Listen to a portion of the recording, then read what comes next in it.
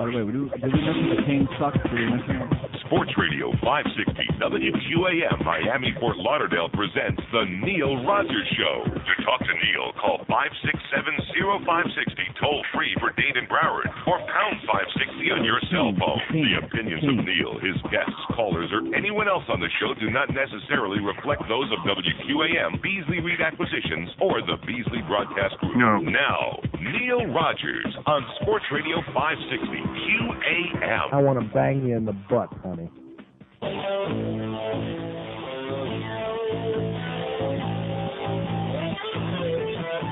Pumping dum-dum bullets through a hot 44 that my brother brought back from the Vietnam War. Last thing that he told me was you better shoot straight. Guns made America great.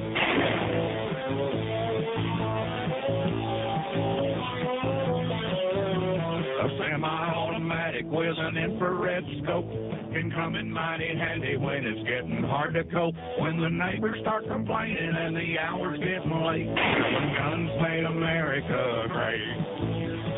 Guns made America big and strong. No one's left to save us. John Wayne's gone. Everybody's picking on the NRA. Tell them guns made America great. Yes.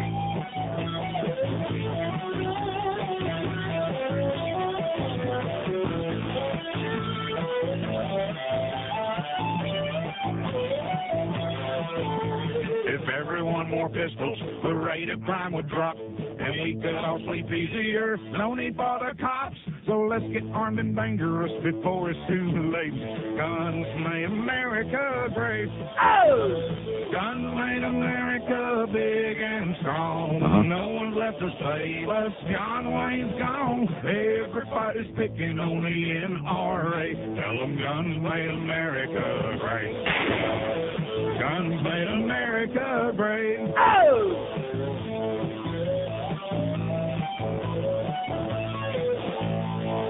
10:02 at 560 WQAM. By the way, we mentioned the Hurricanes suck.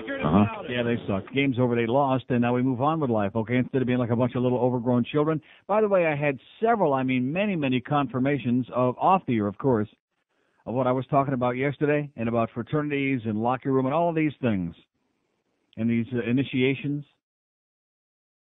A lot of nudity, a lot of grab ass, a lot of penis stuff. So you figure it out. By the way, we will replay that great call, the greatest call in the history of this radio show. We'll replay that a little bit later on. And we'll replay this many times today. I must be crazy. I must be nuts. Because if you look on the front page of both, what a coincidence. I wish we had TV for just 5 seconds. Both of our local papers this morning, the Herald and the Sun Sentinel, just coincidentally. Let's see, the Sun Sentinel headline says, "That's just a ticket. Die-hard Marlins fans who brave weather collect close-up seats from John Henry." If you've got to see these pictures, even if you don't buy the newspaper, if you don't want to waste the 35 cents or whatever it is. And the Herald, true fans get a rainy day special. Team owner John Henry offers Dutch tourist Linda Bulk and Harry Westerhoff better seats at the stadium, and they said, "Dankevel," and go to hell, which rhymes with that. And if you could see John Henry, if you could see this pathetic, sad caricature of a human being. I must be crazy. I must be nuts. Oh, it's just unbelievable. And he, by the way, at his own calculations, he was counting the crowd before the first of yesterday's wind and rain-swept doubleheader. Marlins won both, by the way. Anybody care? No. He was counting the crowd. He says he counted 91 people in the stands, and he says, I think 8 of them were scouts. He said that, which, of course, reinforces the need for the domed stadium, doesn't it? Yeah, right. I mean, you've got to look at this. You have to see it, and you just don't want to laugh or cry. Here are these 2 Dutch tourists sitting up there all alone. They must have taken a wrong turn somewhere. And here's this guy, Arnie Reig, season ticket holder, was sitting there with his Marlin T-shirt on and his shorts. So cold and rainy and windy that it kept all the people away. But this guy's sitting there in his shorts, and he looks like Yogi Berra on a bad day. And John Henry's standing there looking at him like, it's just unbelievable. You have to see it. I can't put it into words. Fort Lauderdale, hello.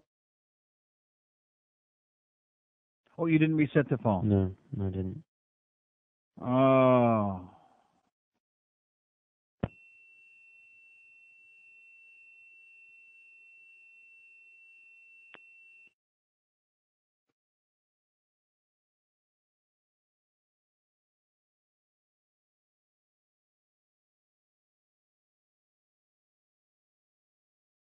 I think I could just sit here for 4 hours and cry, you know?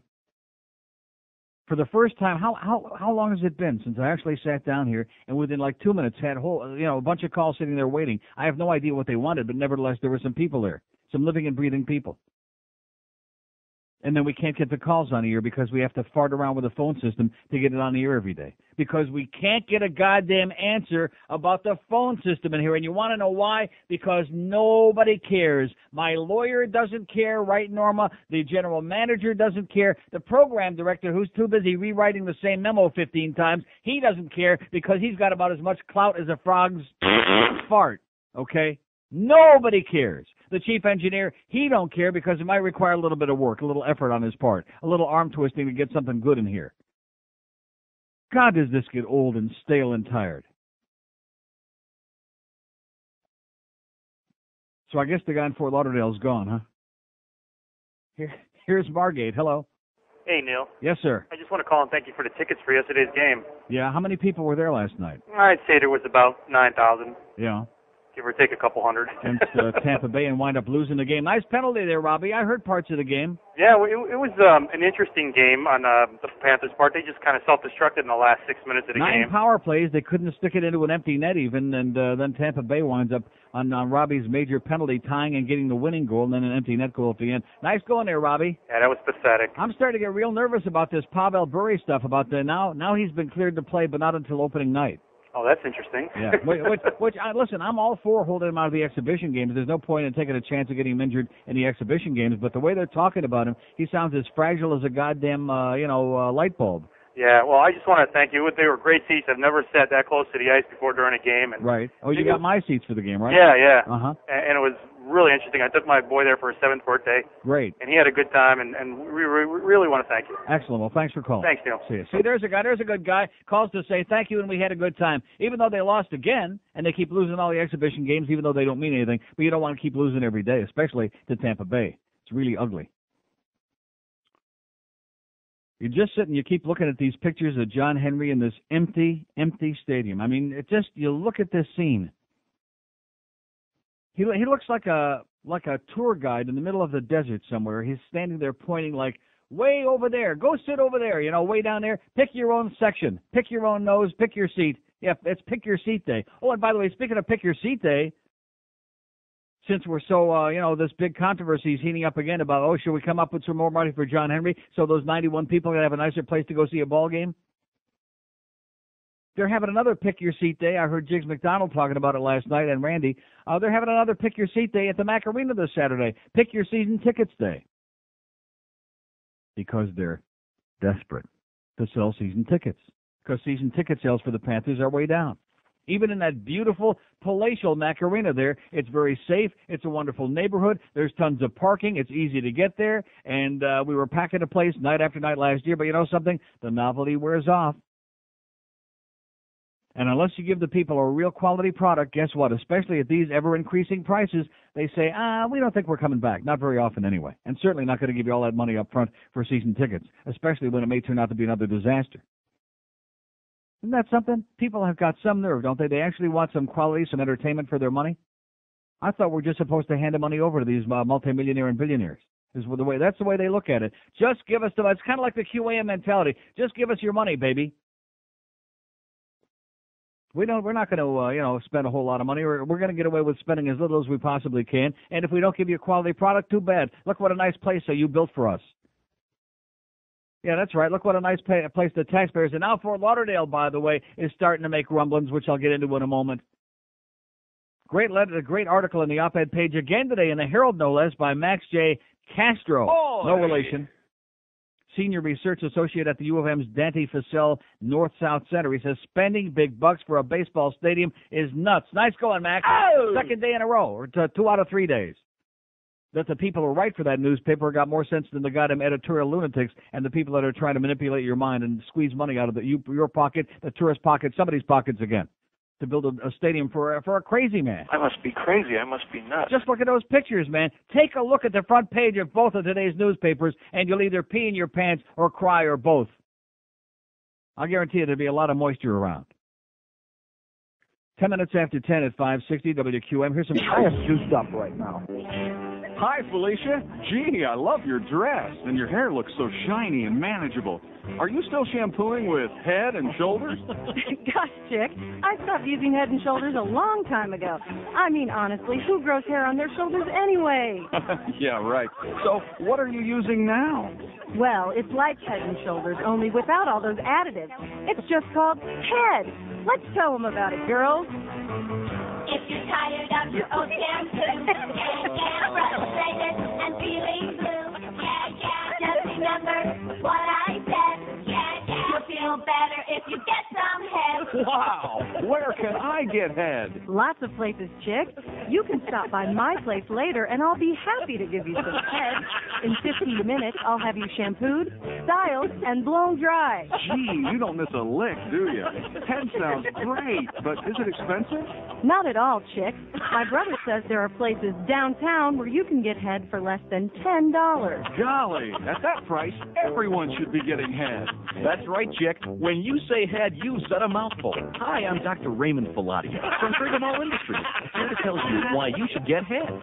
First, it lubricates each limp hair follicle, leaving an erect, glistening shaft. Then the scalp's natural oils are sucked out of the root, leaving your hair soft, shiny, and exhausted. Nothing does the job like Head. Great! Can I get Head from my hairdresser, Bruce? Probably, but you might want to try your girlfriend first. Go out and get some Head today. A little squirt goes a long, long way. You'll look better and you'll feel terrific. When you get Head, you're a lucky sip. Want hair with lots of volume? Nothing gets it up like Head. Available at a price you won't find hard to swallow. And it's going down every day. Honey, we're out of shampoo. Can you go out and get some Head? What did you say? I said I want you to go out and get Head. Oh, thank you, sweet Jesus. I'm going downtown. And Head makes a great holiday gift. Last Christmas, my wife gave me some Head. Then I gave her a pearl necklace. I've never seen her so choked up. My girlfriend used to give me Head, then we got married. Now I'm lucky if I get Jergens lotion and a National Geographic. Once you start, you won't want to stop. Head feels so good, you might blow your top. Give Head in the shower, you'll want to pump. Give Head. If you're tired of your old shampoo, frustrated and feeling blue, just remember what I said. You'll feel better if you get some Head. You'll feel better if you get some Head. Oh, yeah. Oh, God. Head shampoo. Come on, give it a shot. My hair looks great. Use a nap. 10:17 at 560 WQAM. I'm just envisioning a radio station with Bob and Tom on in the morning. How would it be to follow Bob and Tom, huh? And then like maybe Phil Henry. And by the way, speaking of Phil Henry, have you noticed here it's the, what's the date today, the 20th? 22. 20, what? 22nd. 22th? It's the 22th already, and Phil's starting on the 29th, am I right? A week from today, the syndication. Have we heard one more word about him being on any local channel here? What is wrong with this market? What is wrong with these people? Has Tom Jicker written one word about that, by the way? No. About anything having to do with radio? No. I think just like the guy who called yesterday. Who the hell was it? Oh, it's Dr. Mark. Yeah, I think they repoed Tom's radio. Because he certainly can't own a radio anymore. He has no idea what's going on in his business. It's like we don't exist anymore. You know what I'm saying? Are you sure? Positive. All these different things. The spring book. Here it is. It's the middle of September already. The spring book he missed. The FCC story with the pending fine. The Phil Henry show being syndicated. And does anybody here know about it? Is anybody going to carry it? All of these things. Has he written a word about it? No. Nice going, Tom. God, it's unbelievable, this place. But don't forget, Lizette Campos wants you to know that yesterday, when it was raining and windy, people were eating their breakfast inside on South Beach. Just don't forget that. And there were several puppies and cats not lost yesterday morning, too. Here's Fort Lauderdale. Hello. Hey, Neil, how you doing this morning? Okay, sir. Hey, Neil, when you're looking at that picture there with John Henry and Mr. Reig or Arnie, whatever his name is. Yeah, Arnie. Doesn't it look like two lost souls in a sea of orange? It's unbelievable. All John Henry. Look at the expression on John Henry's face in both of these pictures. It's unbelievable. This man looks like such a dullard. I must be crazy. I must be nuts. It's amazing. Exactly. All he needs is a black shirt that says stadium, and you swear he was an usher. Right, exactly. And that's what they thought he was. If you read the article in the Herald, it says they thought it was an usher. They can't believe that the owner would do something like that. They were flabbergasted. You know, Neil, we're in a major market where, I guess you would say, a three-county area where you can get maybe at least 5 million people in all three counties. Have you ever heard of a professional team having less than 100 people at a major event? 91 people, according to the owner's count, and 8 of them were scouts. I've seen more people watch a fender wreck on Sunrise University at 2 o'clock in the morning on a Wednesday night. Easy. You know? Take it easy, Neil. Okay, see you. Bye-bye. I guarantee you they had more people at the cockfights in Hialeah yesterday, no contest, than they had at PP Park. And he wants us to build a new stadium. And, of course, it must have only been the weather that kept all the people away, right? No. The fact that they were playing Montreal, two of the worst teams in the history of the sport, and that nobody cares to begin with. But let's build them a new stadium, baby. And now the new deal is City of Fort Lauderdale to pitch the Marlins. Oy! Yeah. They want to attract a downtown ballpark and boost the area, poor area at the same time. Just like when they built the Miami Arena. Look how that area improved, right? Take a look over there at the Miami Arena. Rest in peace. Remember that? No. Yeah. Did anything change there? Nobody in their right mind wanted to go there because they didn't want to walk the block or two from where they had a park to get into the goddamn place and, be panhandled or mugged or worse. Nothing changed. This is all propaganda. Well, this happened in Baltimore and this happened in Cleveland. Guess what? This ain't Baltimore. It ain't Cleveland. And by the way, City Commissioner Tim Smith of Fort Lauderdale, who should be hung, he supports the use of a tourist tax to help pay for the retractable roof stadium downtown Fort Lauderdale, which would cost about $400 million. He said an increase in tourist taxes affecting airfare and hotel rooms might fly more easily than a hit on property taxes.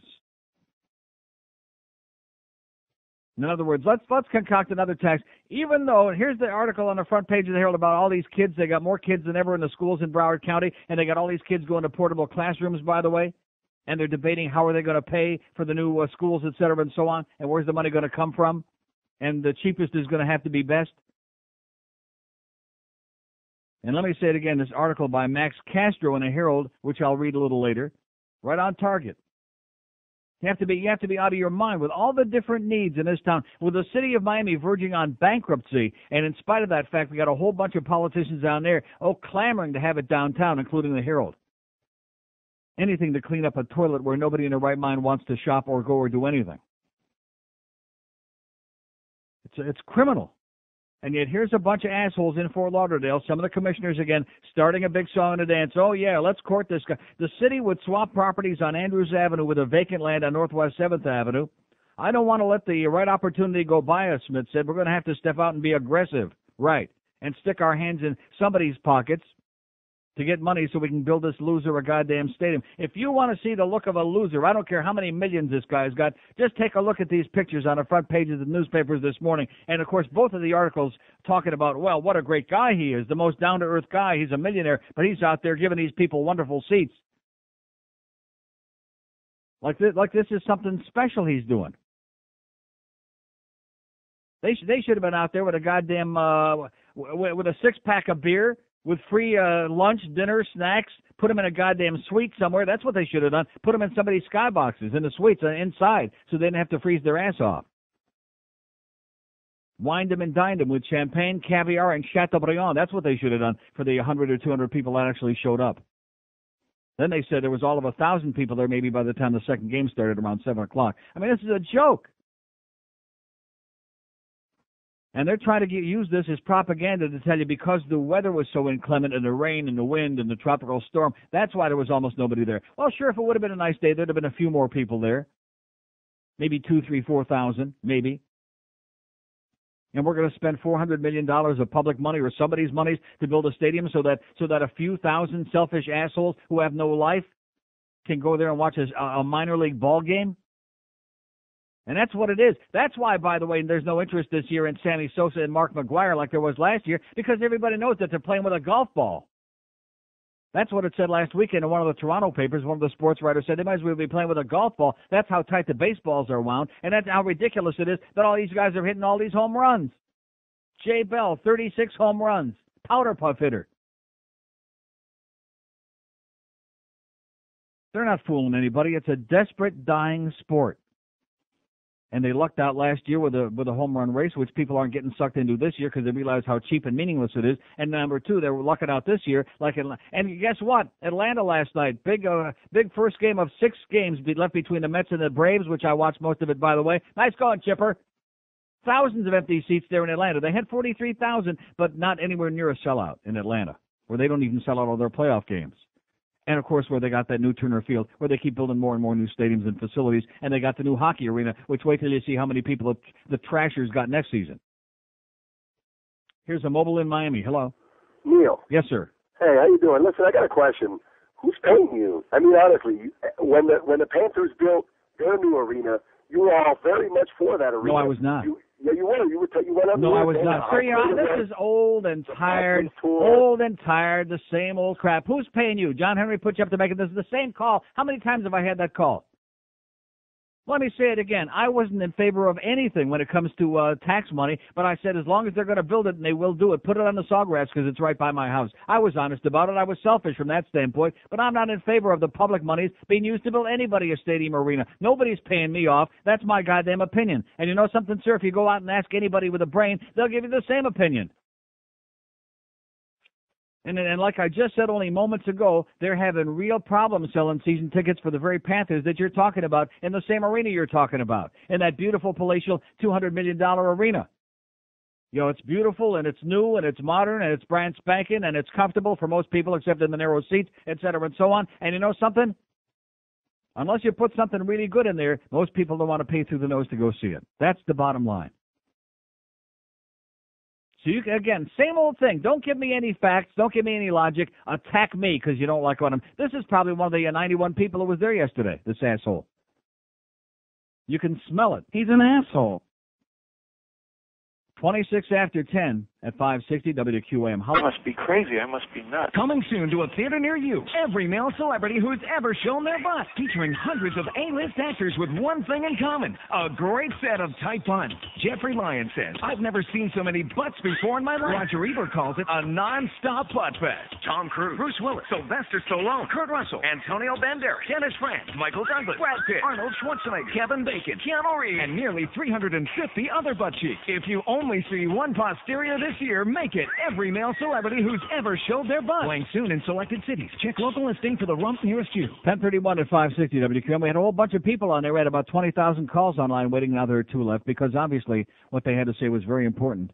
5670560, pound 560 on the AT&T wireless line. And by the way, how come we haven't had one single call about this Mobile One situation, which I alluded to a couple of weeks ago, and then you got that call from our friend over there at the Mobile One. Oh, we're not going out of business. Yeah, maybe you're not going out of business, but what happened to all the people who had Mobile One phone service, whose mobile numbers got cut off? How come we haven't had one call about that from people, you know what I'm saying? Don't you find that a little bit peculiar? They're getting switched over. They're getting switched over to what? A different carrier that Mobile One has. You don't understand when you say they're getting switched over. There are people who have been without cell phone service for weeks now. All they need to do is call and get switched over. Got that thing in the mail. Got what thing in the mail? A little notice saying, give us a call so we can switch you to a different carrier. I got one. Did you? Good. Yeah. You must be the guy that got one. Okay, 5670560, pound 560 on the AT&T wireless line. Here's Miramar. Hello. Neil. Yes, sir. Listen, I want to go all over the board here. Listen, while I'm on hold, you've touched on a lot of things that I wanted to talk to you about, so you must truly be the Messiah. I am psychic, yes. First of all, we're talking about this guy, Henry. I'm a big NBA fan, and we've got this huge white elephant downtown where Riley couldn't fill that place up. I don't care if they were playing, no matter who it was. Right, that's they right. can't fill that place up. Including now, the playoffs. And by the way, look at all the tickets they're selling for the WNBA. Exactly. What the hell are they thinking about? Who's going to go see that? Well, they're trying to force feed stuff that the people here are not interested in. It just isn't going to happen. It's not a sports town. And that ticket is even more expensive than the baseball ticket. Right. And now they've got Riley doing spots on the radio. Where he's practically on his hands and knees begging, right. I can just picture him with a sandwich board downtown pretty soon. Right. I don't understand it. Please help us out. Second of all, this, Oh, and by the way, before you go on, speaking of the American Airlines Arena, yesterday, again, for the second day in a row, and it doesn't even make the newspapers, on the local news, American Airlines has another commercial flight, leaving MIA, that after 30 or 40 minutes, smoke in the cabin, turns around and comes back. They had one on Monday. They had another one again yesterday, and it's happening so often now with American, it don't even make the newspaper. It's not even news anymore, but there's no extra charge. Go ahead. I'm sorry.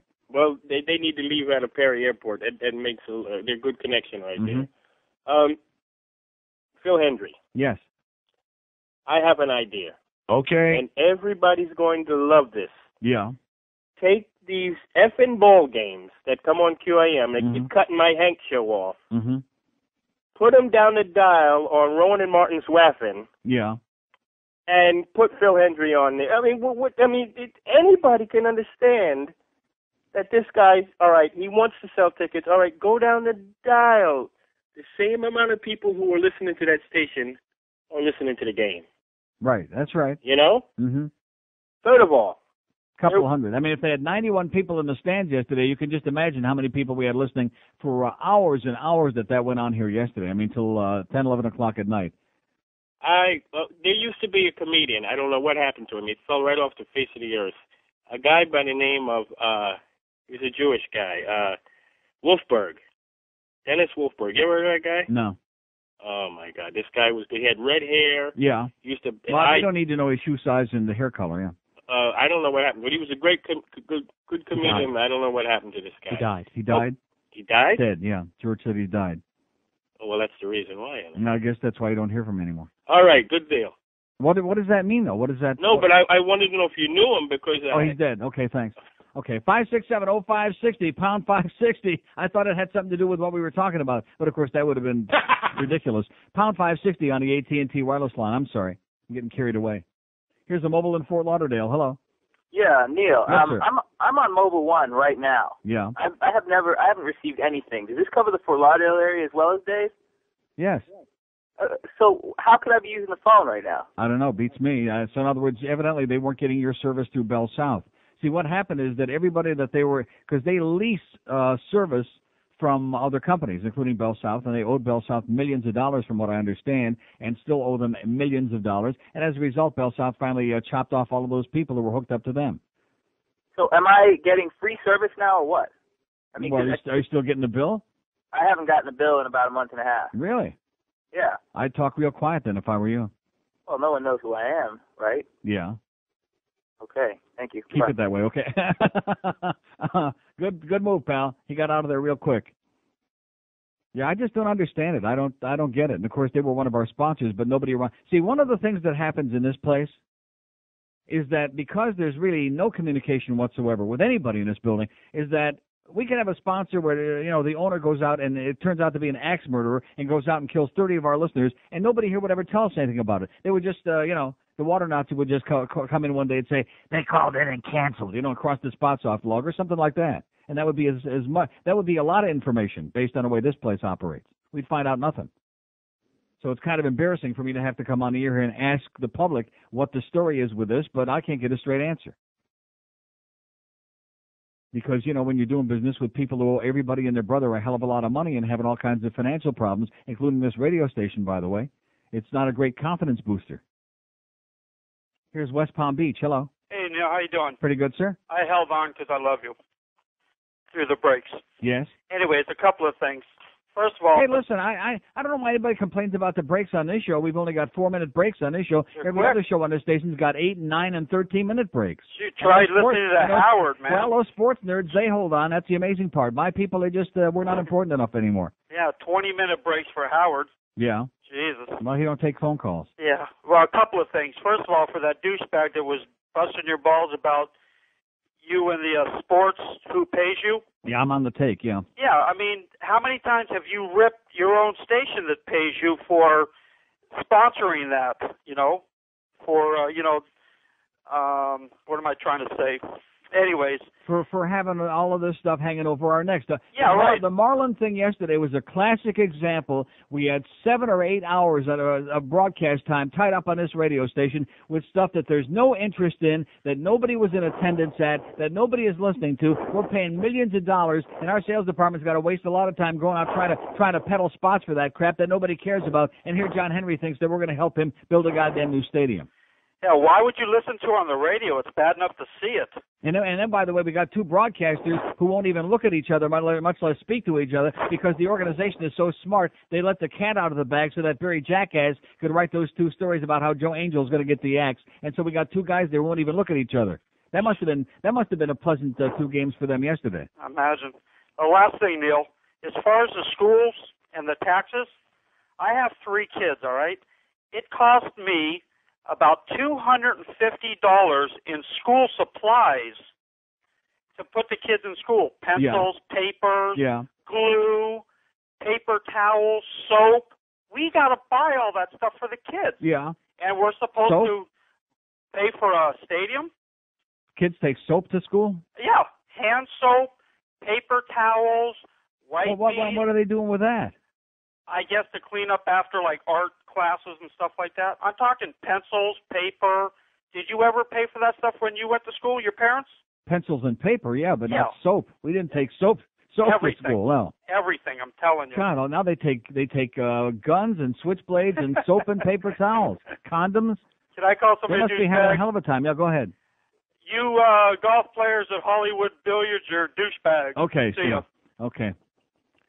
567-0560, pound 560 on the AT&T wireless line. That's a very important message for all you kids out there. You take that soap to school, God only knows don't drop it, man.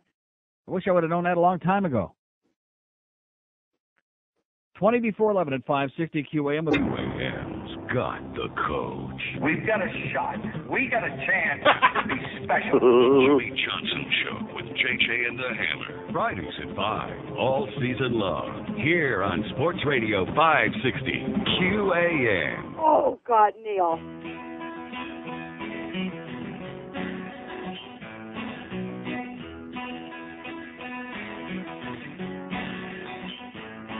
He strangled 2 old ladies with a 3-foot power cord. Now they've fallen and they really can't get up. His name is Thomas Gratzo, a dirty low-life scum, and his death Cuomo wants to interrupt. He owes New York 20 and the governor wants it served. When even Tommy's mommy hopes he croaks. The New York chair's non-smoking, King Mario decrees. So we'll keep him 20 years, although we're broke. And Oklahoma wants to see him fried. But Mario won't let Tom die. Who picks up the tab? Why, you know it's you and I. Let the fry. Oklahoma, let the fry. I want to see sparks flying from his eyes. Cuff him to a westbound and kiss his ass goodbye.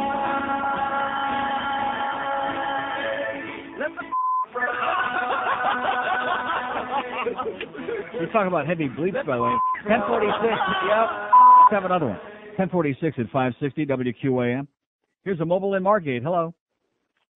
Good morning, Neil. Yes, sir. Neil, I just wanted to voice a little aggravation with the Marlins and Henry. Go right ahead. You know, Rip up an ass, man. Yeah, they need it. I'll tell you, we went to the ball game. My grandkids, I take them to the ball game, and normally they sit in the bleachers because they really can't afford the high-end tickets when they go with their family. Right. I take them. We spend $21 a ticket to sit behind the first place dugout. The ushers won't let the kids go down to get autographs. Mm-hmm. It was so disgusting. So we said, okay, maybe it was that one usher. We go back 3 days later, another game Philadelphia's playing. The team doesn't come out on the field because it's too hot. So there is no pregame, no autographs. Yeah. Next week we go back again, $63 for 3 tickets again. The ushers again won't let the kids get the autographs. They couldn't pay me any money to go to another game. I would never take the kids to the game again. I don't know what kind of PR. Yeah, but if you would have gone yesterday, the usher turned out to be the owner. He'd have given you great seats. Yeah, oh yeah, absolutely. But why can't they let the kids, these are 10 and 12-year-old kids, approach behind the dugout? They said if they do that, the people that pay for the blue seats and the founder seats get upset. I mean, you're taking kids to the ballpark. If you get there early enough during batting practice, what difference does it make? It's like two hours early. It's like all the kids at the hockey games. They let go down there right by the glass, right in front, and get do whatever the thing is. When you watch and the then as ball soon as game, practice ends before the game, they make them all go back to their seats or else. Watch a ball game, you'll see that the ushers will not allow the kids to get anywhere near the dugout to get autographs. They ought to kiss, something? They ought to kiss the kids' ass that they even want the autographs of these guys. That's right. Absolutely. So I got angry. I sent them a letter. That's the first time in my life, I'm 6 years old, that I ever sent a letter to anybody. They never even responded. Not a phone call. How do you like that? Nothing. There you go. Well, they're typically out there in the upper deck. Okay, I'll see you there. Okay, sir. Okay, there's another guy ain't going back. 5670560 pound 560 on the AT&T wireless line. Here's Coral Springs. Hello. Hey Neil, how you doing? Okay, sir. I was just cruising around listening to you, and wanted to call in about the Marlins and the stadium issue. If there was 3 cents to be made on this deal, building a stadium, don't you think that the poster boy for greed, the piece of garbage collector himself, Huizinga, would have built the stadium himself? If there was any money to be made in a business deal of that nature, would he not have put his money up and done it? It's amazing to me how everybody's got amnesia in this town. They got Alzheimer's, and they all forget that Blockbuster Park bull crap that he lied to us years ago. He was going to build this big complex, Mr. Blockbuster Park. It was going to have a baseball stadium, and it was going to have this and going to have that. And then, of course, he sold all his Blockbuster stock, and Viacom said, no, we don't think we want to waste any money on that, and that was the end of that. Right. More broken promises, more broken lies. Well, and Neil, if you and I decided to go into business and we wanted to have a plant to manufacture something, we would put up some of our money, go to the bank, borrow the rest, and that's how we would finance it. Right. Like I'm saying, if there was 3 cents to be made in this stinking deal, would that greedy bastard not have done it himself? Bet. Absolutely. So what does that tell you? That once again, the public's going to take it up the rectum. Yeah. To pay for a stadium for somebody. Okay, pal. Take care, Neil, and keep hammering these no good bastards. And keep your cheeks squeezed real tight.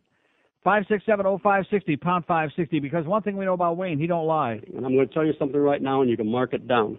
If Broward County would change their mind and decide they wanted to build this facility, I will not play here, because I will not have you guys looking at me for the next 10 years saying, here's a guy that said one thing and went out and did something else. There's a guy that said one thing and went out and did something else. Liar, liar, pants on fire.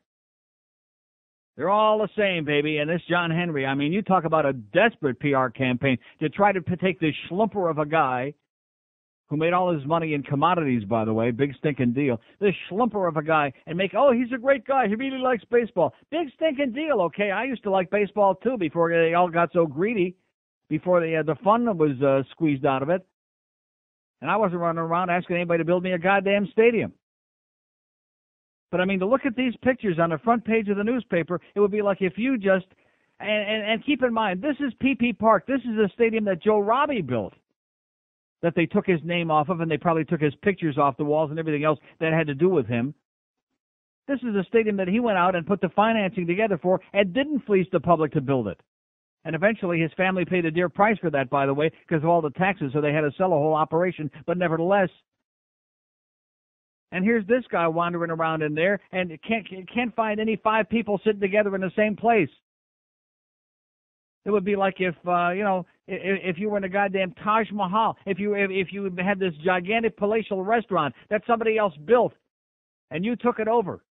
And you had all this publicity, and it was on the front page of the newspapers, and all these shills in the media pushing for you. And you open up the doors of this palatial restaurant, and there were like 3 people inside, a restaurant that seats 1,000 people, and there are like 3 people at a table. And that's all that you could get in there. And you said, well, geez, maybe if we could get somebody else to build me a better place, maybe we'd get some people to show up. You got a crap product. You took what you had. You raped the goddamn public, whether it was Wayne. It doesn't make any difference which one it was. It's the same organization. Public doesn't give a crap who the owner is. The fact is they've been screwed. And when there wasn't that much interest in the first place and you put a 10th-rate product out there, a bunch of bull crap, and every time the fans get the least bit involved with a goddamn player, whether it's "I love you, Miami," whether it's Levon or Matt Manti, who they traded away on the day that they had Matt Manti night, that same night, because Dave Dombrowski is such a brilliant guy. I'm so sick and tired of hearing about what a brilliant guy he is, okay? You talk about a guy living off his reputation, just like Gene Mock and all these other guys, for years and years, living off reputation. Anybody that put up the kind of money 3 years ago when Wayne put all that money up to buy the goddamn championship, anybody could have done the same goddamn thing with that kind of money. Sometimes it works, sometimes it doesn't, like in Baltimore, but nevertheless, anybody could have done it. Oh, but he's a genius. Yeah, it takes a real genius to keep trading away the only people that the fans have any interest in. That's why there's nobody there anymore, because you've got a 15th-rate product. And then they have the chutzpah to come along and say, well, I did promise to build it myself if the public don't want to. He wants the public to finance 80% of it, and his idea of building it himself is to build a 25,000-seat stadium that he guarantees us won't be big enough to make him any money so we can be competitive, and he'll still be putting the same horse crap team on the field that nobody will come and pay to see. So what's the point? Blackmail. People go to prison for blackmail. And this guy's got co-conspirators there at both newspapers who just happen to have his picture on the front page today showing what a benevolent, wonderful guy he is. He's acting usher in his spare time. Maybe we'll see the fall of the House of Usher pretty soon when they move to their new home in, D.C. Here's a lady mobile in Miami. Hello. Hello, Yes, Neil. ma'am.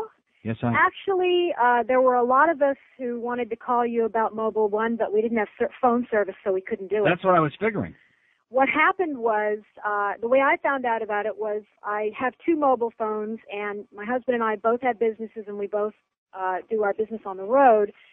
And he called me from a payphone at home and said, "Are you particularly pissed off at me? Did you cancel my cell phone?" I said, "No," and that was the day that I got the letter in the mail. Uh-huh. The phones had been canceled the day before, which was Sunday. There were 2,000 analog phones canceled on the same day. And I called and called. They had an 800 number, which was impossible. I tried for 3 days to get through on that. Finally called a regular 954 number, because I live down in Dade. And I got people who weren't salespeople and didn't really know what was going on, but they promised that somebody would get back to me. So here I've waited on hold for 10 minutes, long distance, and they're telling me that they can't really tell me anything except, sure, they'd be happy to sell me digital phones and digital service, and somebody will get back to me. Well, after a week of that, I finally went with AT&T, which is what I'm talking on now. Mm-hmm. I figure they don't want my business. There's all kinds of problems. I with never that, even but got the letter that you're talking about. I never even got one. Well, I don't know whether it affected. Did you have a digital phone? I don't know if it affected everybody, but I know ours was just analog, so that's what it said in the letter. Well, it affected me because the number doesn't work. It's history. Yeah, it's just, did they go out of business completely? No. They didn't? No. Okay, so they just screwed They're half using of it. other carriers. In other words, the people that were hooked up with Bell South, those people all lost their service because, like I said, they owe Bell South $6 million. I hated Bell South, though. Yeah, I know. I understand. The reason I quit them is because I screwed up, they had a free line with you, and then they didn't like your politics or whatever, Right. and they cut it out. Yeah, they're a and bunch of goody two-shoes, religious nuts. I hate Bell South. So now I'm very happy that I'm with AT&T. I don't know why, but it's easier. A couple of other things. First of all, I was channel surfing this morning about 5:30 on the satellite, and I found a movie called Robert Zemeckis Explores Smoking, Drinking, and Drugging, and it's about the beginnings in this country of the drug laws. I haven't watched it yet, but it's got to be on there again sometime. It's on Showtime, and it was talking about the reason that marijuana was originally banned actually had more to do with the Mexican farm workers that were coming over the border. It was called cannabis, but they called it marijuana because they wanted it to sound more Spanish so people would get pissed off at them. And it was not included in the, I believe it was called the Harrison Act, which is what made morphine-based drugs illegal. It was not included because the pharmacists were using it in their practice, and their lobby came out against it. And the person who originally started the war against marijuana was the same person who was responsible for the what happened when they banned drinking. Mm-hmm. Great. I got to run, sweetheart. Okay. Thanks. Okay, bye. 1057 at 560 WQM, 5670560, pound 560 on the AT&T line. You see 60 Minutes 2 last night, the war on drugs, another joke. And they showed that whole big song and dance and all those guys getting butchered and everything, and they're getting rid of the Escobar and some of the other drug lords. And guess what? It's worse now than it was then. Wow, what a surprise. When a moon is hanging out a window, some imbecile is proud of his behind. You've now received way too much info, and the image is burned into your mind. There's nothing grosser than a man with a hairy ass, man with a hairy ass. Rectum. A hairy ass, a hairy ass. Doesn't help a girl's libido when you wear a tiny Speedo. You can make it look much neater if you buy a good weed eater. It's a problem that you must solve. Even the baboon is more evolved. Hairy ass.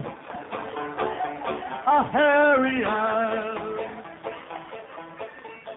When a girl is lying in a dark room, her brand new lover's naked in her bed. She runs her fingers down his body and lets out a scream that wakes to death. Her hands are tangled up in his cherry hairy ass, his cherry hairy ass. A hairy ass, a hairy ass.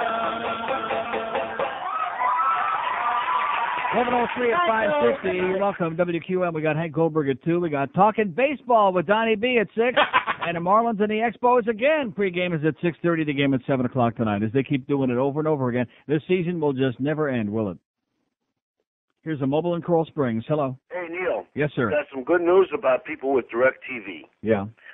It appears that by the end of October, they'll have a done deal with all the major networks to retransmit local broadcast signals. To transmit local broadcast signals? Yes, sir. In the top 20 markets, they'll charge you an extra. The deal is they're going to charge you an extra $7 a month, and you'll be able to get all your local broadcast stations on your DirecTV. Yeah. The big sticking point right now is they're a little worried about this electronic program guide that DirecTV has. Who's going to get some revenue from it? But ABC and CBS appear to be ready to sign up with them by the end of October. So in other words, we can cancel our cable?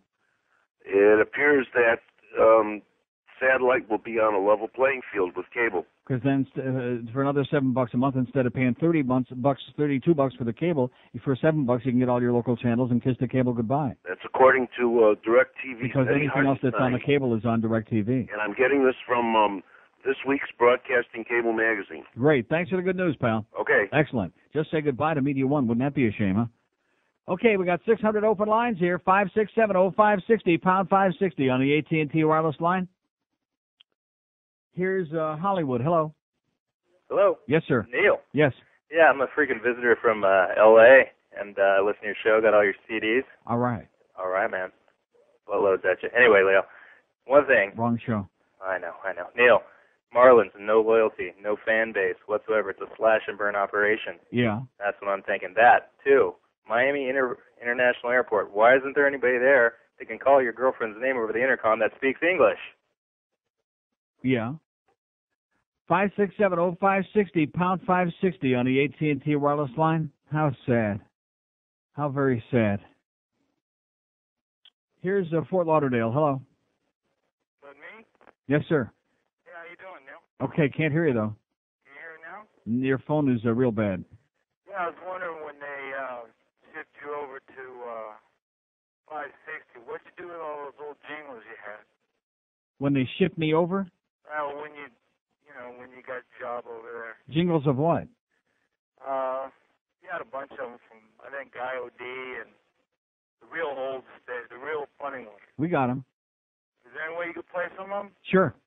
I like the FM ones. They're the worst. Okay. Thanks a lot. Get a new phone. Bye. Okay, maybe that guy's got Mobile 1 because that sounded really, really bad. Yeah, let's play jingles all day. It looks like a good day for it because there's one line lit up on the board. That's it. No interest. 567-0560, pound 560 on the AT&T wireless line. Here's our last call. Here's a mobile in West Palm. Hello. Hello. There we go. Yes.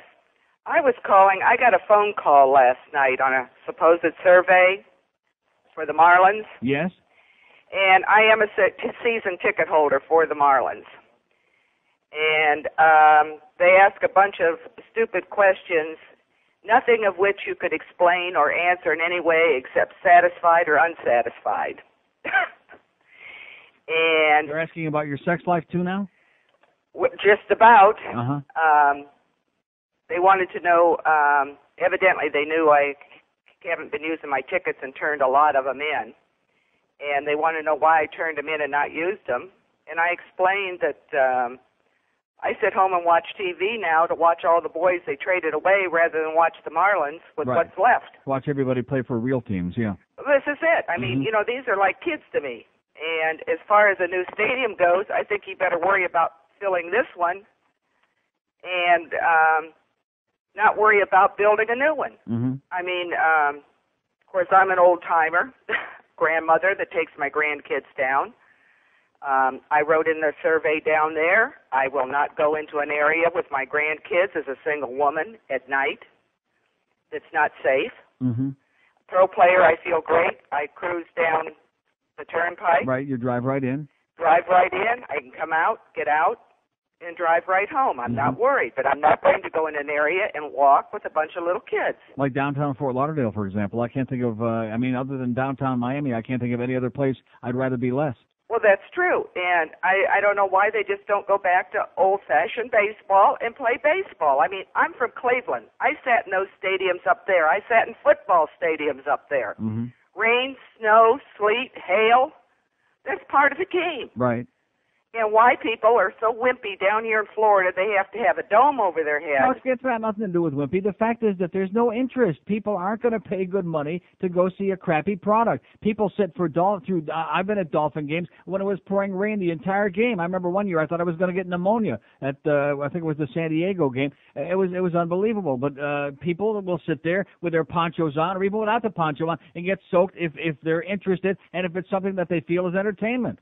Well, but they're not going to go there and sit and brave the elements to see a bunch of crap. Well, this is the way I feel. I've been a season ticket holder for several years, and I've sat in the rain with a poncho. My grandkids sit. They think it's great. They think it's funny. There you go. You know, and you sit, you eat hot dogs. That's part of the game. If it's worth going to see.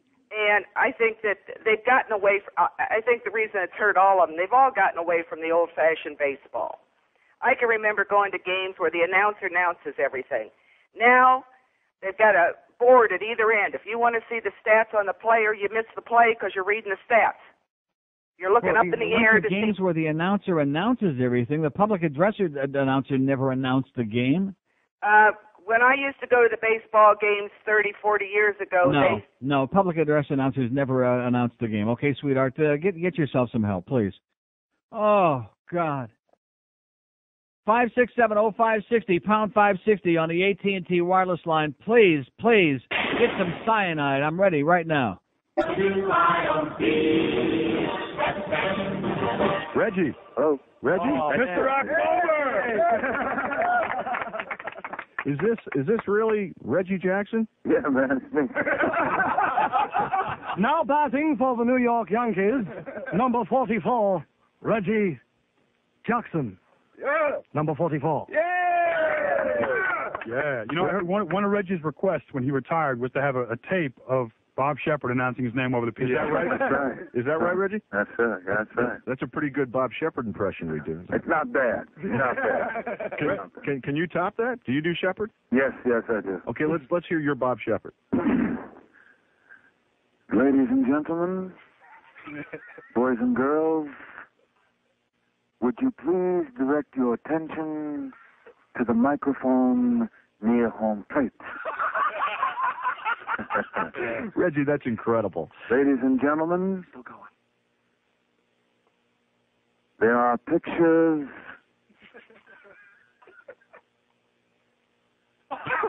souvenirs, and autographs at souvenir stands. Okay, guys, what's up? There you go. A little PA action for you there. I remember the days 80 years ago when a PA announcer used to announce the game. Remember those days? No. No. She had a dream. 567-0560, pound 560 on the AT&T wireless line. Yeah, let's have some good old-fashioned baseball, okay? Let's bring back Ty Cobb. What do you say? Or Corn Cob. Here's a mobile in Hallandale. Hello. Hi, Neil. How are you? Okay, sir. You haven't been to any of the Panthers exhibition games, have you? No, I have not. All right, I've got Well, good there's only news. been two home games. Well, I've got good news and I've got bad news. Yes? The good news is apparently the Panther Patrol is gone. Oh, great. Let's hear it. Wait. The Yeah. bad news, it's been replaced by the Surge Scream team. Now, picture a bunch of punky-looking high school kids wearing green Panthers practice jerseys with Panther caps, put on the back, wearing them the wrong Backward, way, yeah. Mm-hmm. backwards, just juking and jiving and running around the stadium looking like idiots. Now, I don't have to pay $60 a ticket to see that. I can go to the mall and see that for free. Uh-huh. So I don't know who to call. Is Surge a Coca-Cola product? I don't know. I have no idea. Because that's who I want to call and just say it's ridiculous. And they're just jumping around, and it's awful. So Now, did they get the new goal lights in place for the exhibition games? I didn't really notice that, to be honest with you. I'm sorry I didn't give you a report on that. I was so consumed with Because I heard that they weren't going to be ready for the exhibition games, but the promise continues to be that we will have new goal lights that you can actually see from wherever you're sitting when a goal is scored. Well, I can't give you a report on that. I was just, taken back by the Scream team. Mm-hmm. Well, that seems to be the, at a lot of these places, as much noise as humanly possible as you can withstand. And I'm sure you remember in the beginning last year when they had the volume up so loud that you thought you were going to go deaf and you had to go running out in the hallway to relieve your eardrums. Well, the music's still loud, but then the other thing, like these punky kids during the game, they go down to the visitor's goal and they're banging on the glass and they're like screaming the goalie's name, and then a couple more of these Scream team people come down, and then they get these other little kids involved, and it's really just annoying and distracting. Now, I don't know. Now, the people who do the Panther Patrol, aren't they the same ones who do the Marlins games? Oh, I have no idea. I haven't been to a Marlin game in 3 years. So neither have I. So I was just wondering, maybe because there was a Marlins game last night. Maybe there were some of those 91 people that were tied up at the Marlin game last night. That's true. Okay. All right, thanks, Neil. Thanks for the bad news. You're welcome. Okay, there you go. More noise. And see, like I said, that's a substitute for a great sporting event, for a quality team and for really putting a real good product out there, is make a lot of noise. Crank up that volume real loud. In fact, you know what we haven't heard in a long, long time, which I hope is still in here. What's it under? It's not under Gary Glitter? Rock and roll. Oh, it's under, that was 50-50. And, of course, that being my luck today, There we go. Crank it up, baby. Come on, let's hear it. It won't be long now.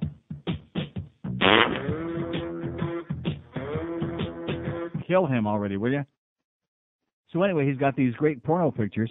567-0560, pound 560 on the AT&T wireless line of little girls. Here's Miami. Hello. Miami. Long gone, okay? 11 minutes and 57 seconds later, and the button was punched. Here's Hallandale. Hello. Oh, Neil. Yes, sir. I got a great idea. Uh-huh. Why don't you get AIDS and die? Oh, thanks. Okay. I'm working on it. 567-0560, pound 560 on the AT&T wireless line. One thing about this town, man, it's always impressed me the 23 years I've been here. A lot of really pleasant people like him. And, of course, he does listen every single day of his life. If I left here, it's like the guy, screw you, Neil, why don't you move right now? And, of course, that kid, he would be terrified if I did move at this point. He wouldn't know what the hell to do with himself, at least 4 hours a day. Because in that case, you'd have to at least have some equipment. Here's Miami. Hello. Let's try a mobile in Pompano. Hello. Neil. Yes, sir. How you doing? Okay. I hate to say it, but you're not going to have to worry about those goal lights. Because with this Bure being out, I hope we didn't get damaged goods. Yeah. I mean, I watched this But you guy sound so play. depressed about it. You sound so negative. They haven't even played a regular season game yet. When I hear the guys out of preseason, which is fine with me if he's going to be healthy for the rest of the year. Yeah. boy, I got a big question on Well, that. I have a big question about it, too, and especially the way that they're promoting this thing. Like I said yesterday, they should be running ads in every NHL city saying, oh, please don't hit him because if he gets hurt, we're finished. Well, and they still, It's the dumbest thing I ever heard of since they brought BM's brother in here. I think the reason why they told you that he'll be there for the first game is because they're still trying to sell it out. Right. And sell That's why they're having. That's why they're having another one of these sellathons this Saturday. But it is interesting that nobody can tell me whether they replaced the goal lights or not for the game last night. Well, I hope they did, and I hope he's in action to play. I did see him play last year in person. Yeah. And he was better than Gretzky when Gretzky was in his prime. Right. The guy's just unbelievable. He is. His skating skills are unbelievable, and he's the guy you're going to go want to see. There's no question about it. But you know something? The people down here still don't know who the hell he is. That's why he's here, because he came from Vancouver to come to here because he didn't want to play in a place where anybody would know him. Yeah, well, I'll tell you, he picked the right spot. You can't be any more anonymous than a hockey player in Florida. You sure did. I enjoy hockey. I enjoy your show, and I just hope that he is there for the first game and plays the season. Okay. He's worth it. I got my legs crossed. Thanks. 567-0560, pound 560 on the AT&T wireless line. See, this is what? The goal lights were not changed. No, I just said that. That's what I was told. That's what I was informed. In fact, I have no reason to believe that they will be changed in time for that first home game, which is a week from this Saturday. They've only had since last April, for crying out loud, or early May, whatever the last home game in the regular season was. They've only had since then, and this is it's going to be October 2 before the first home game. How long does it take to order those goal lights? Time to put up the lights?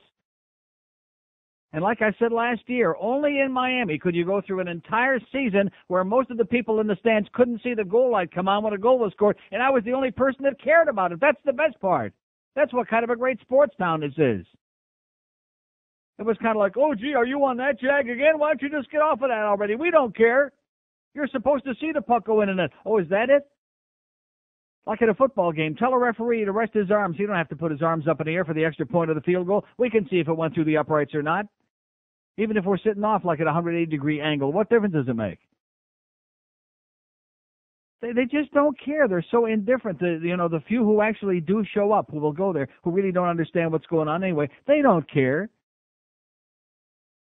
They just go there to hold their kids up in the air and to interfere with your ability to enjoy whatever is going on. That's all, to wave to each other and get on their cell phones. I hope that most of the people in the arena had Mobile One. Yeah, that's what I hope. That most of the people are those plastic assholes with their cell phones who come to the goddamn sporting events with their cell phone to impress all of us. I hope they all had Mobile One. That'll teach you. 567-0560, pound 560 on the AT&T wireless line. Here's a mobile in Boca. Hello. Mobile in Boca. Let's try a mobile in Kendall. Hello. Hey, Neil. How Yes, you doing sir. today? Okay. Well, I think what that old broad was talking about was that the announcers used to read the stats and stuff as the players came up to bat. Now they just show it on the big screen. They used to read what stats? Oh, they'd say, now up this guy batting. No, they didn't. No? Okay. No, they never did that. I've been going to baseball games for over 40 years, and they never did that. I just noticed that's what they do on the screen. They show all their stats and stuff. She's living in La La Land. Well, that was the only one game I went to this year, and the last one I will go to. Yeah. I'll tell you what does worry me. I hope that Henry doesn't get this stadium built the way the Schmo Arena got built over there. Meaning what? Well, the voters vote against something, and then they come in and doodle some deal where he builds it, and then we pay for it for the rest of our lives. Yeah. The voters didn't vote against it, okay? They voted for it. Or at least they turned it around. If you're for it, you vote no, and if you're against it, you vote yes. It was another rigged election. I have a feeling Henry's going to get something done. The way the government works down here. Well, it wouldn't surprise me, but I'll be the one that votes no. I'll tell you that. You can take that to the bank. Have a great day, pal. See, everybody just automatically assumes, just like the penny sales tax, a lot of people assume, oh, well, they're going to push that through. You'll never defeat that because the mayor and all his cronies are behind it. If you want to just assume this guy into a $400 million taxpayer boondoggle, go right ahead. I'm not willing to do it. 567-0560, pound 560 on the AT&T line. Here's a mobile in Delray Beach. Hello. Neil? Yes, sir. Long time caller. My mother and I listen to your show every day. She's right next to me. She loves your show, too. I was wondering, when you get a chance, can you play Peeking Through the Keyhole? It's such a great song. Yeah, okay. Thanks. Okay, yeah, okay. Here's our last call, Mobile in Fort Lauderdale. Hello. Neil. Yes, sir. I think all the fans are confused. They're looking for the blue streak when the puck goes in the goal. Yeah, that's true. I forgot about They that. don't know Yeah, by whether the way, they're I on- noticed that Fox dropped that very quietly. They didn't make any big deal about that in the playoffs last year, but they dropped it because it was so embarrassing. That and the fuzzy, all you saw was the fuzzy white thing running around instead of Mhm. being black like it should be. Right. The people who lost, it's a shame. But I don't know. I'm out of material. Okay, thank you. 567-0560, pound 560 on the AT&T wireless line. Floridians, dumb as dirt. All right. Peeping through the keyhole, watching Mom and Dad. Peeping through the keyhole, the most fun we ever had. Oh! Mom and Dad were playing tag right there on the bed. Mommy used her boobies as a pillow for Daddy's head. Mommy's head was bobbing. She almost got whiplash. I don't know what she was drinking, but she's got a milk mustache. Peeping through the keyhole, ain't sure what I see. But I sure do like it more than anything on TV. Mom and Dad were hooked together like my Lincoln logs. Last time I saw something like that, Mom was yelling at the dog. Dad was breathing heavy. Mom was on her knees. He must have had a boo-boo cause she kissed him where he pees. All right. Peeping through the keyhole, watching Mom and Dad. Peeping through the keyhole, the most fun we ever had. But we watched a little longer, and I started to get sick. If Daddy's name is Elmer, why Mom asked for Dick? Daddy groaned and his eyes rolled back. Mommy wanted more. She climbed back on top of him, but all he did was snore. Peeping through the keyhole as the minutes pass. I can't wait to try this out on some girl in my class. Well, I can't wait to try this out on some girl in my class. 131 at 560 WQAM. By the way, I was wrong yesterday about Curaçao and the Netherlands Antilles. I looked it up in my book, and the laws there are the same as the Netherlands. Because the queen, like the one guy said, the queen, she is Queen Wilhelmina or whatever her name is, she's the queen of all of those territories. And so the laws are all the same. But it's still a boring place. And there's still mostly Schwarzers in the Caribbean. Oh, I know that makes me a racist and a bad guy.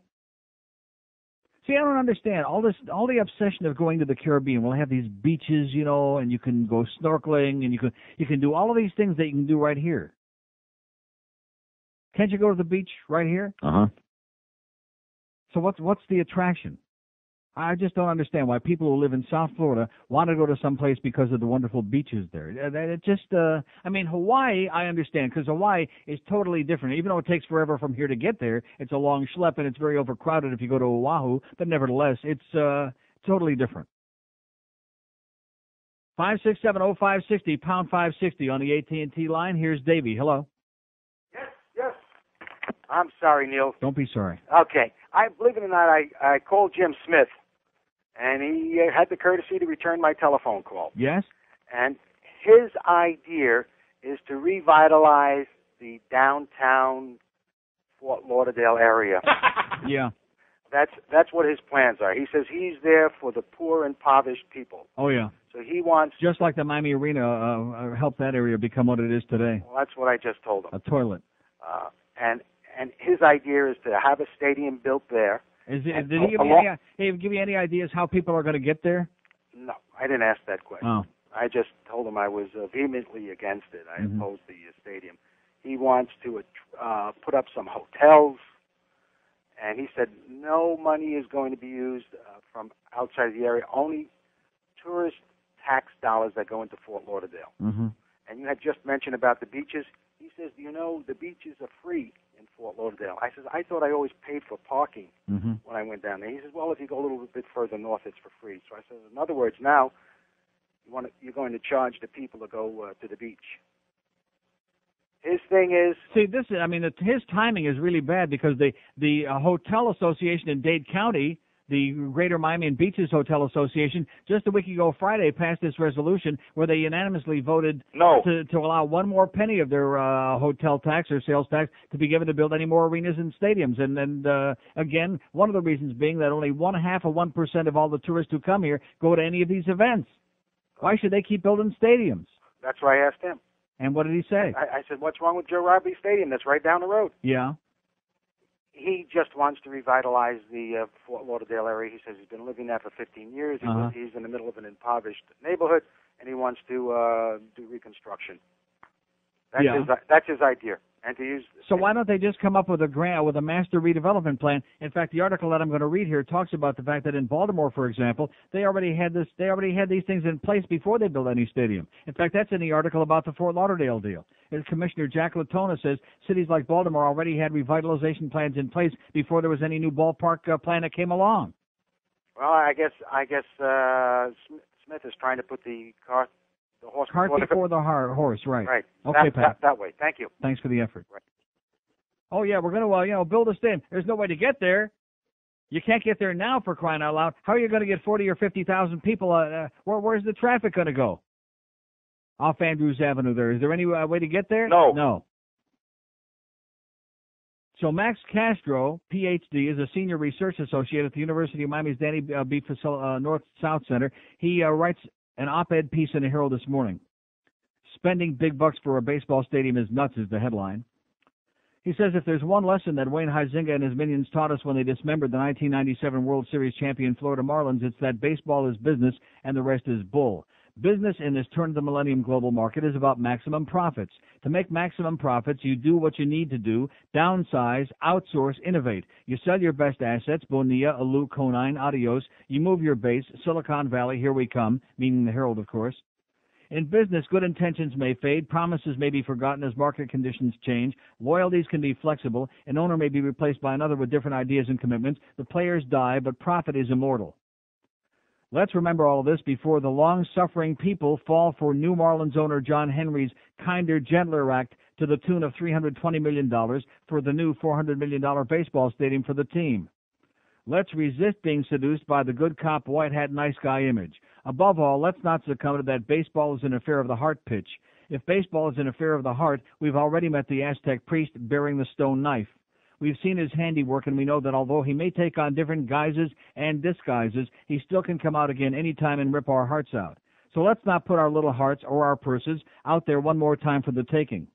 It's lunacy that in the midst of this city's enduring social crises, we should be talking about a $320 million government giveaway to a decidedly for-profit institution. Our transportation system's beginning to collapse. Our unemployment rate refuses to fall. We have too many failing schools and too many undereducated adults. Why are we even considering spending big bucks for a baseball stadium? Consider just one pressing need. There are about 200,000 kids in Miami-Dade without medical insurance, yet there are some 12,000 lucky children who are covered under the Healthy Kids program, 80% of which is funded by federal and state governments. The county needs to provide only the remaining 20%. Nevertheless, it took high-level negotiations this week between Mayor Alex Penis and Jackson Memorial Hospital CEO Ira Clark to prevent some of the 12,000 minors covered from being dropped because the county hadn't come up with its full $1.5 million contribution. Moreover, there are an additional 8,900 children eligible for the Healthy Kids program who are still uninsured for lack of funds. Advocates are seeking to raise that money, but there's no guarantee that they'll succeed, so it comes down to this. We are waging a titanic struggle just to fund 10% of the medically uninsured children in this county. Anyone say baseball? The argument will be made that public money for a baseball stadium is not corporate welfare, but rather an investment that will generate growth. Public largesse is called welfare when it goes to the poor and economic development when it benefits the rich. But study after study has shown that stadiums are not a good deal for the taxpayer. Even in San Diego, a best-case scenario that will be trotted out in an effort to sell Miamians on the idea of public funding, the numbers just don't add up. According to Herald staff writer Peter Wawrisky, a closer look at the Padres deal seems to confirm the skeptical view. Ballparks by themselves do not stimulate much new economic activity. And while the city of San Diego will pay $26.7 million annually for the project, the new tax revenue created by the ballpark is only $9 million. Bread before circus, we shouldn't even dream of spending a penny of public money on a stadium unless we're on our way to meeting more basic needs. Even if that happy but unlikely day arrives, we must use a hard-nosed business approach regarding a stadium deal. That means not only ensuring that the economics make sense, but refusing to buy mere promises and insisting on acquiring enough control of the team through stocks or part ownership to prevent its being moved or gutted. Otherwise, we'd be buying someone the knife to sever our heart and a rope to jerk us around. Haven't we had enough of that yet? What another great column there by Max J. Castro. But, of course, the sports nerds, they'll never be confused by that because no matter what other needs there are in a community, nothing is more important than ballparks and stadiums and people with jockstraps on. Just don't ever forget that. 567-0560, pound 560 on the AT&T wireless line, 21 till noon at QAM. This is 560 QAM.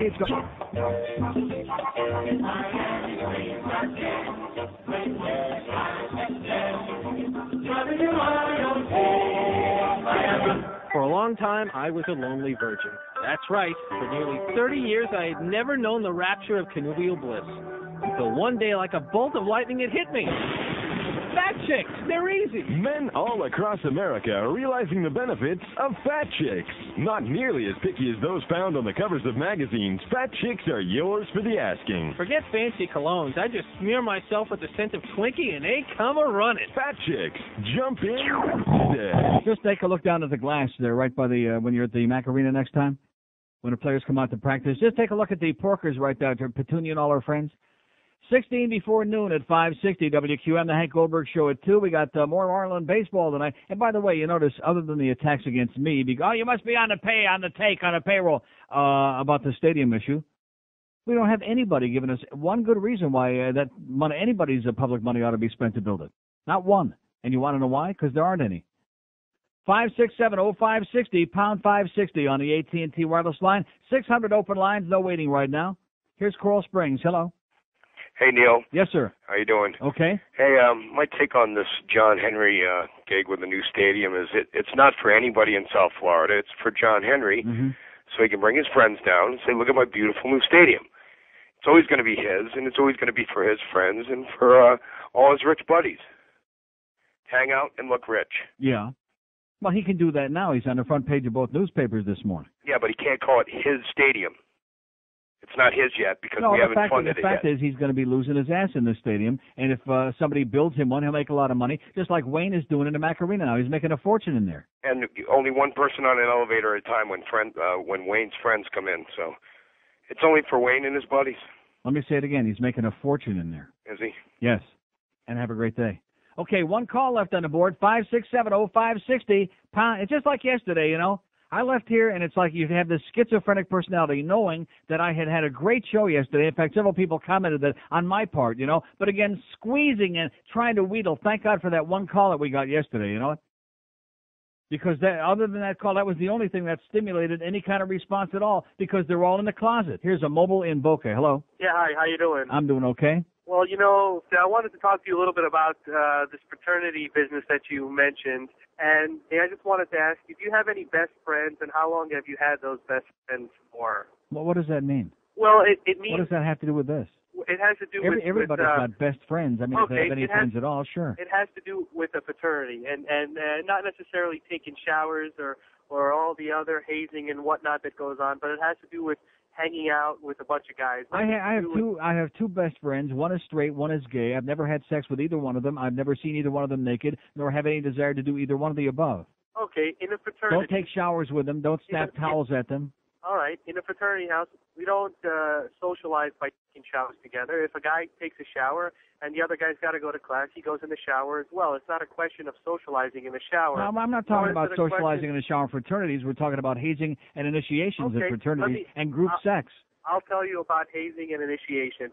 When you're in the age of adolescence, 18, 19, and you're trying to find yourself in college, whatever college may be, fraternities lend itself to putting a bunch of guys that are like you. When I say like you, I mean they like the same interests, they play the same sports.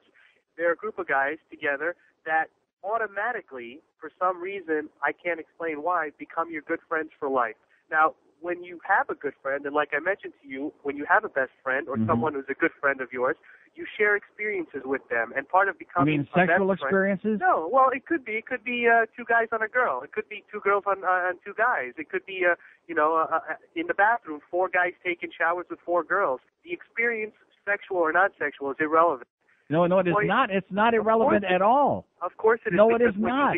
When you're in a fraternity, you're Your goals are to make friends. Because you have friends, sir. Because you have a best friend or a bunch of good friends doesn't mean A, that you take showers with them because you're going to be friends for a long time, and B, certainly doesn't mean that you share sexual experiences with them or can I ask you that this you question? have group sex with them.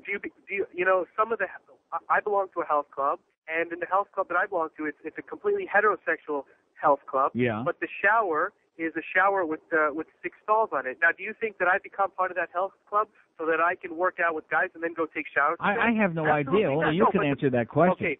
But that has nothing to do. Although I will tell you this: there are plenty of guys who do, but that's beside the point. That's beside the point. Me personally, I do not. That's a bastion of homosexual activity in health clubs. I do not go and join a fraternity. No, we believe you. Don't sound defensive. We believe you. Yeah. The point of a fraternity and communal showers and group sex and whatnot is not a question. What is the point of group sex?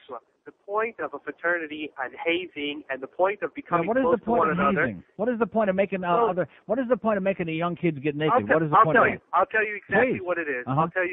I'll give you a straightforward answer. Please, a straight answer. When you belong to a fraternity, and I'll say it again, you belong to a bunch of guys that are going to be your friends for life. And part of the why does that require them getting naked for you? Let me finish. Part of the experience of having a best friend, whether it may be a best friend that you play soccer with, or whether it may be a best friend that you go out drinking with, is you share intimate moments, not sexual. Intimate moments? Not sexual. When I say intimate, I don't mean sexual. I mean intimate in the sense that you will not share that kind of experience with anybody else who's not your friend. For example, sir, you know something. This sounds so faggy to me that even I'm embarrassed for you, sir. You want to know? Sounds very faggy to me. Running through the beach naked with a bunch of guys, you're never going to share that experience with anybody else, not even your wife or your kids or any other friends that you Why would you want to run? Why would you want to run through the beach naked with a bunch of guys? Why do you want to do that? You want to. Hold on.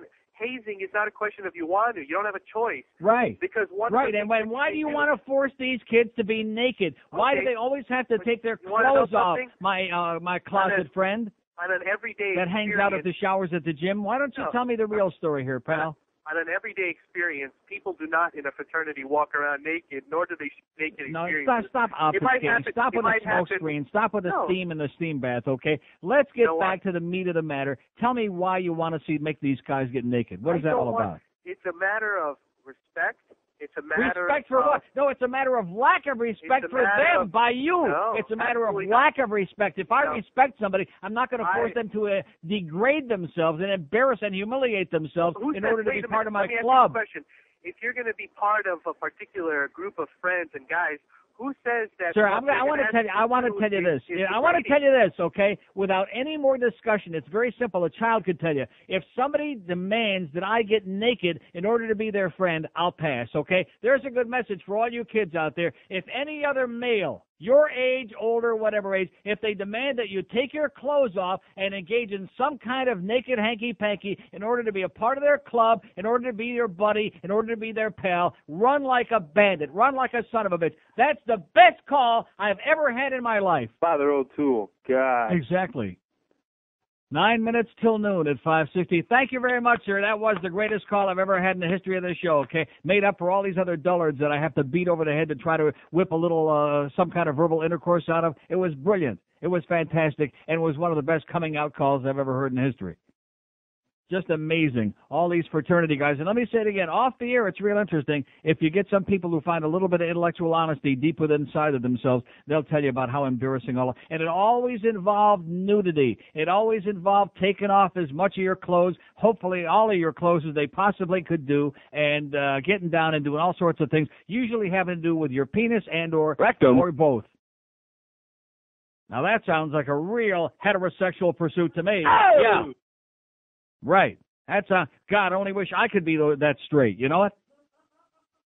No, I'm jealous. I just feel I've missed out on all the good stuff. How come I didn't join a fraternity when I was at Michigan State? God damn it. I might still be there, you know what? Here's Miami Springs. Hello. Neil. Yes, sir. I could swear I was having deja vu when I heard the beginning of that call. Did not somebody say the exact same thing to you yesterday? how many friends do you have, and this and that and the other. That was the call from yesterday. Yeah, was I that just the played same it. call? Same call. Oh, I'm sorry. Okay. I mean, I could have said no, and you really would have screwed up your head, but I couldn't do that. Yes, Same absolutely. call. Okay. But Thank it's just you so for good, I may straightening- play it every day. Thank you for straightening me out. Okay. I didn't know you did that. I think he needs somebody to straighten him out. I don't know a thing about fraternities. I don't want to know a thing about fraternities. I want to change the subject real quick, Yes, little sir. bit. This morning I was listening to Paul Harvey's little morning comment, Mm-hmm. and the very last thing he said was, Good day? well, that's Oh, just before that, Just yeah. before that. Uh-huh. He was reading an editorial in some Yeah. major newspaper. I don't remember which one it was, but it was a letter from somebody to God. It said, "Dear God, why didn't you protect the children at in Littleton, Mm-hmm. Colorado?" And the answer was, "I'm not allowed in school." Yeah. Okay. We've heard that a zillion times. Yeah. Yeah. Oh, I didn't hear it. But also in Fort Worth, Texas, I guess God's not allowed in church either He's now. not allowed in church Right. either. That was my next comment. Right. Okay, I didn't know if you'd heard that. I just about ran off the road. Oh, that's exactly what you get from the religious nuts. You know, if you just had the prayers on the Ten Commandments on the walls, those kids wouldn't have killed anybody. Don't they hear themselves when No. they say stuff No. like that? No, they're so brainwashed they can't even hear it. Jesus. Well, him too. Well, Good luck, pal. I love you, sir. Hang in there. God bless you. And we'll pray for you, too, by the way. We're doing a lot of praying for a lot of people lately. 5670560, pound 560 on the AT&T wireless line. More naked fraternity stories. Come on, let's hear them. We won't hear them. Fraternity stories, military stories, those cadets, all the hazing, all these initiations. It's all a big, gigantic fag club, okay? It's some of the most embarrassing faggery, like I told this guy yesterday. Even I was embarrassed. Running naked on the beach with his boyfriends, with his fraternity brothers. Oh, my God. You sure it wasn't fraternity sisters, sir? Here's a mobile in Pompano Beach. Hello. Hello? Yes, sir. Hey, Neil. What do you think about the John Avery trade to Denver? What? What do you think about the John Avery trade to John Denver? Avery traded Denver? I don't. Call one of the sports nerd shows, okay, pal? Get a life. Get with the program. Get a brain. 5670560, pound 560 on the AT&T wireless line. I don't. Although the humper here, it seems to me a week or two ago, was saying that they were going to move John Avery, so call him and congratulate him. Say something nice to somebody for once in your life. Congratulate somebody for getting something right. Just like the stories about all this John Henry bullcrap, which we get right. Here's this man on the front page of both newspapers this morning. I mean, this, you don't know whether to laugh or cry when you look at this. If he weren't sucking around begging for public money for a new stadium, you'd have to laugh. But it's kind of a, laugh and cry situation, because on the one hand, you know that they're using this to, oh, gee, here's this wonderful, benevolent guy, poor John Henry. Here's the owner who's up there just like the usher, getting these people real great seats. Like I said before, he should have brought them into goddamn sky boxes and given them champagne and caviar just for showing up yesterday. This is 560 QAM. WQAM, Miami, Fort Lauderdale.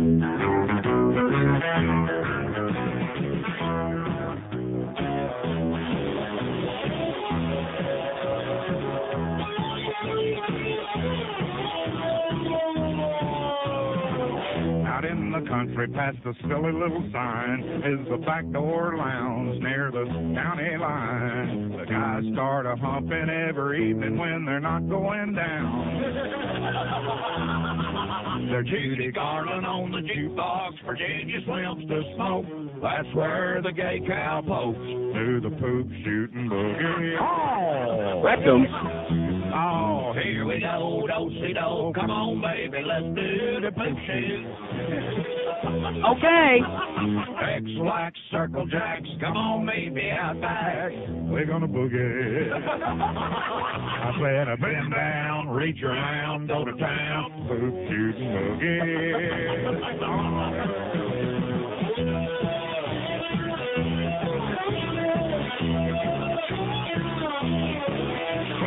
bartender said, hey, cutie, what'll it be? I'll have a shot of that florist there looking at me. The dance floor's swishing and it's hot as Richard Simmons' thighs. transvestites and booty boys, there ain't no straights. Nobody has to masturbate. They doing the poop shoot and boogie. Oh, here we go, do-si-do. Come on, baby, let's do the poop shoot. X-flats, circle jacks, come on, baby, high bag. We're gonna boogie. Will you fudge back? I said I bend down, reach around, go to town, poop, shoot, boogie. One more. I said I bend down, reach around, Hershey bound, poop, shoot, boogie.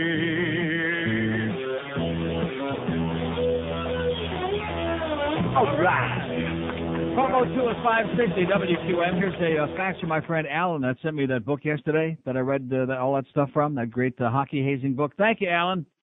Thank God for you. Because if it wouldn't have been for him, we never would have had that great call from our fraternity fag.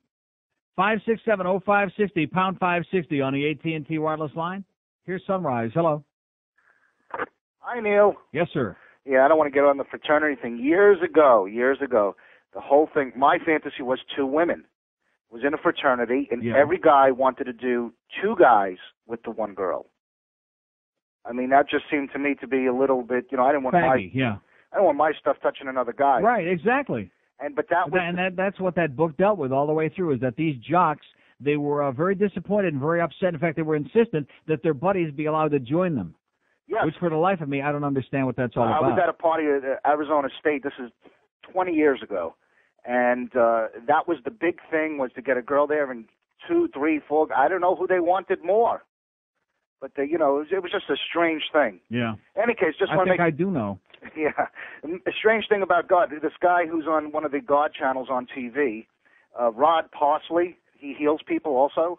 He was on TV last night pitching how you got to send the money. I know his brother is Sage, Rosemary, and Thyme. That's right.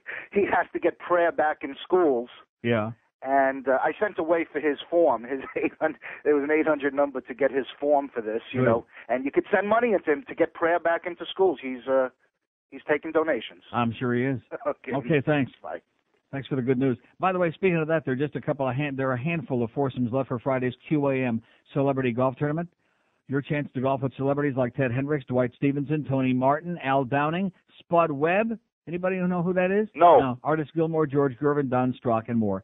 To reserve your spot, call 305-650-0163 now. 650-0163. It's the About.com QAM Celebrity Golf Tournament Friday at Lagomar in Weston. Proceeds to benefit Center One. And speaking of Center One, this year's fundraiser starts October 1, and our best of CDs will be available at all the spec stores. Well, not all, but at 17 different spec stores all over South Florida, which we'll be letting you know where they are. Starts October 1. 567-0560, pound 560 on the AT&T wireless line. Here's South Miami. Hello. Okay, like I said, here's a mobile in Hollywood. Hello. Yeah, Neil. It's interesting how I really want to be friends with guys who try to humiliate me. That makes a lot of sense. I think the purpose of the fraternities is just people can have immediate friendships at the university. I think that's the only purpose it serves. Why do you have to be in a fraternity to make friends? If you're in a dormitory surrounded by hundreds of other people, why do you have to be in some kind of a club to make friends? Well, I guess they're sort of obligated to be your friend if you're in a fraternity. You're all. I don't know. I see no point to it. But anyway, it's just a club. They help each other out also in jobs, by the way. What is it? Supposedly they help each other. If you're a fraternity brother. Yeah, well, I'm sure I know what word goes before jobs, too. Okay. 567-0560, pound 560 on the AT&T wireless line. Here's a mobile in Miami. Hello.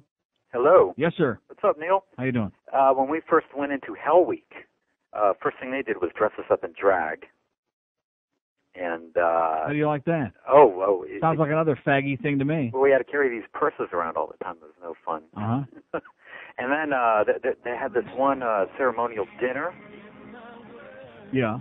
And we had to eat in silence. And they had these two brothers come down, and they were totally naked, painted their bodies different colors, and rolled around on this plastic in front of us while we were trying to eat.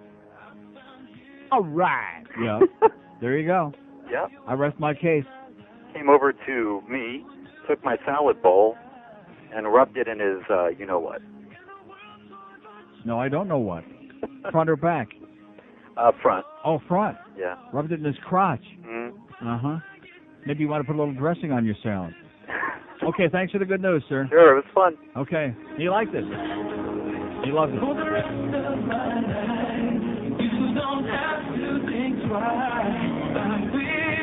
There you go. There's your Dorito girl. There's Nick and Jeff and the other TV card.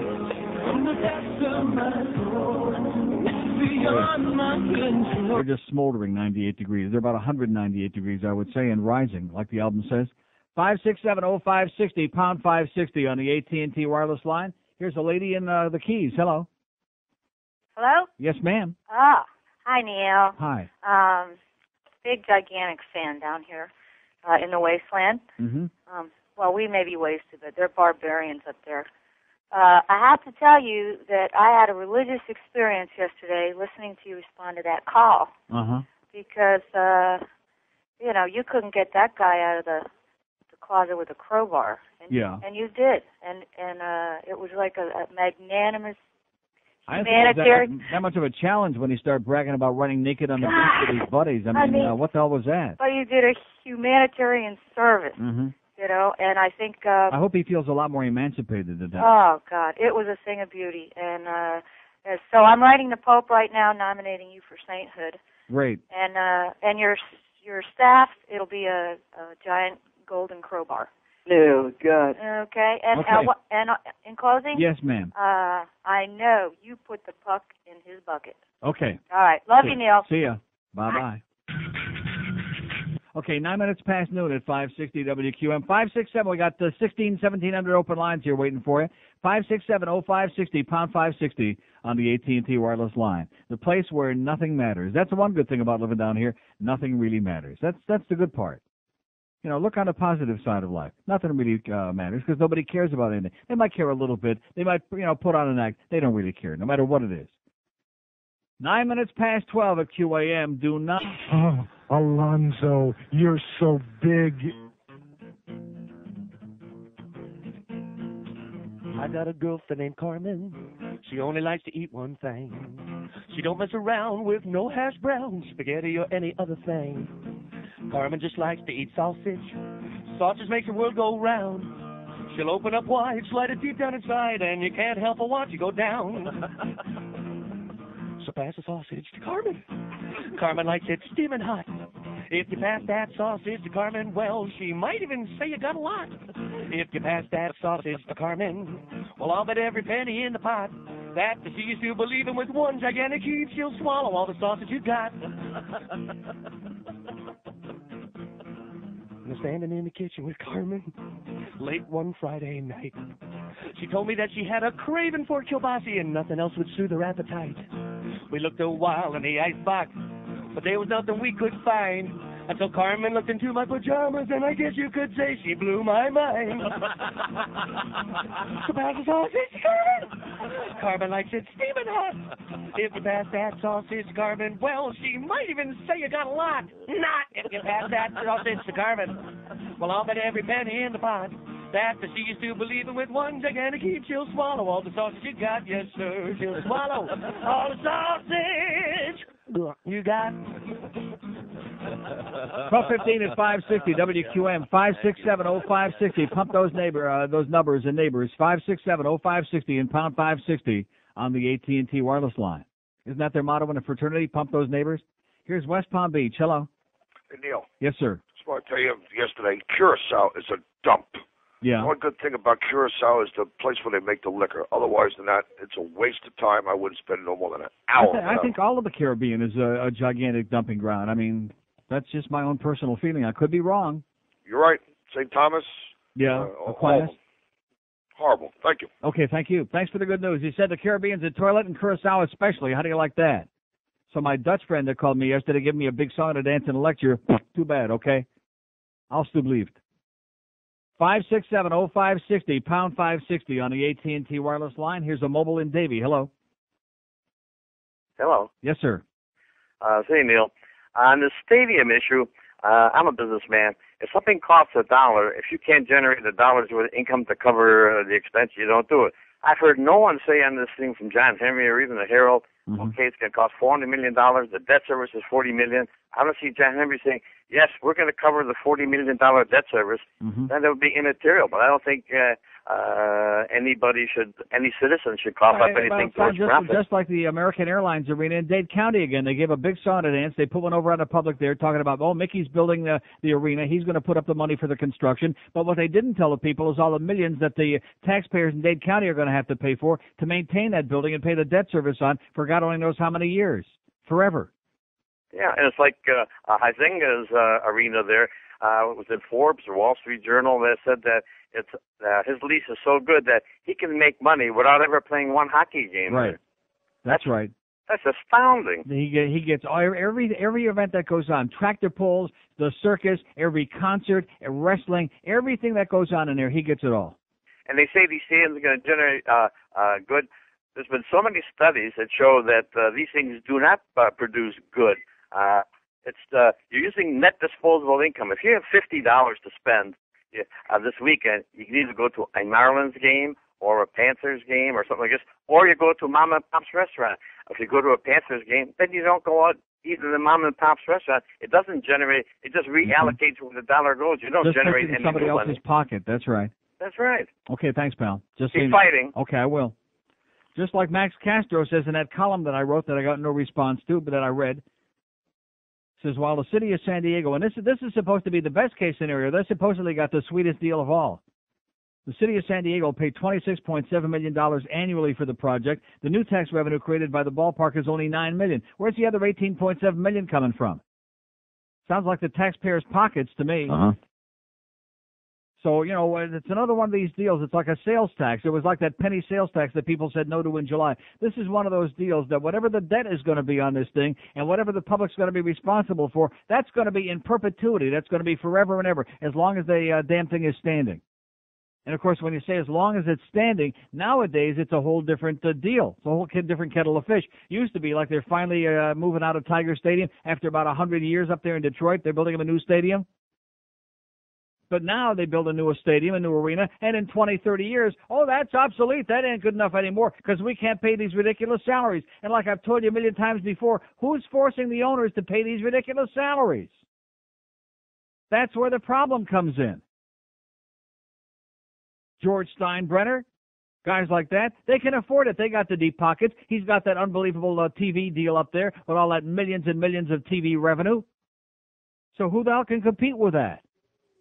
It's a joke. The whole concept of it is a joke.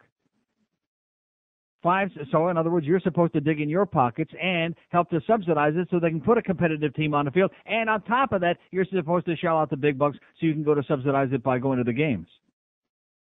567-0560, pound 560 on the AT&T wireless line. Here's a mobile in Fort Myers. Hello. Neil. Yes, sir. Hey, first time, long time. How you doing? All right. Hey, we don't have that problem over here in Fort Myers, thank God. Or thank whoever. Right. But hey, back to the fraternity thing. Hey, I got this girl in my office. She went to University of Miami. After I said, hey, were you in a sorority? She says, no. She said she was a little sister for a fraternity. So I started chuckling. I'm like, oh, really? What was that? Oh, no, there was no sex or no fooling around. It was just, I just drank with the guys, and I always dated one. So I was just kind of wondering if anybody around there had any input on what the little sisters were really like.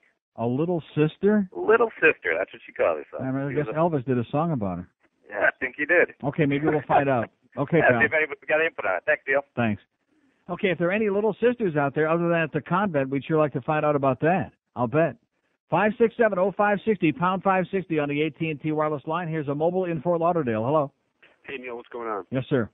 Hey, you hit it right on the head. George Steinbrenner, he's the man who started the downfall of professional sports and overpaying these athletes, and that was the start of it. Free agency back in the late 70s. Would you agree?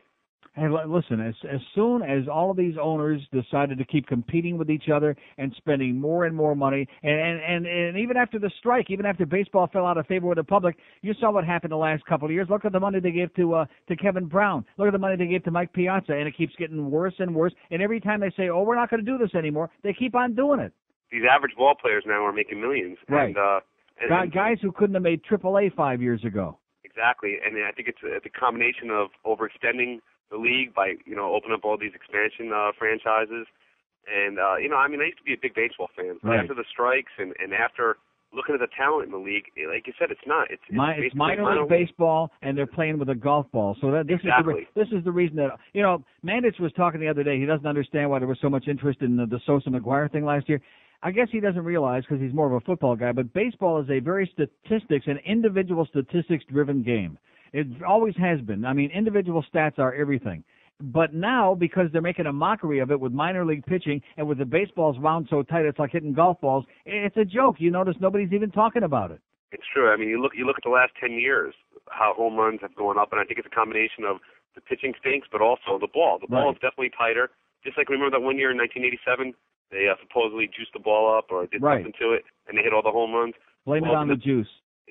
Yeah, exactly. But now they did something again. They wound it tighter, and they want more fan interest. And that's the way they think that more home runs are going to bring more fans to the park. Yeah, but you hit a good point, and that is the expansion thing. And the fact is that a whole lot of they're even talking about this now. There are a whole lot of these expansion teams that are just going to have to fold up. Not move someplace else, just fold up.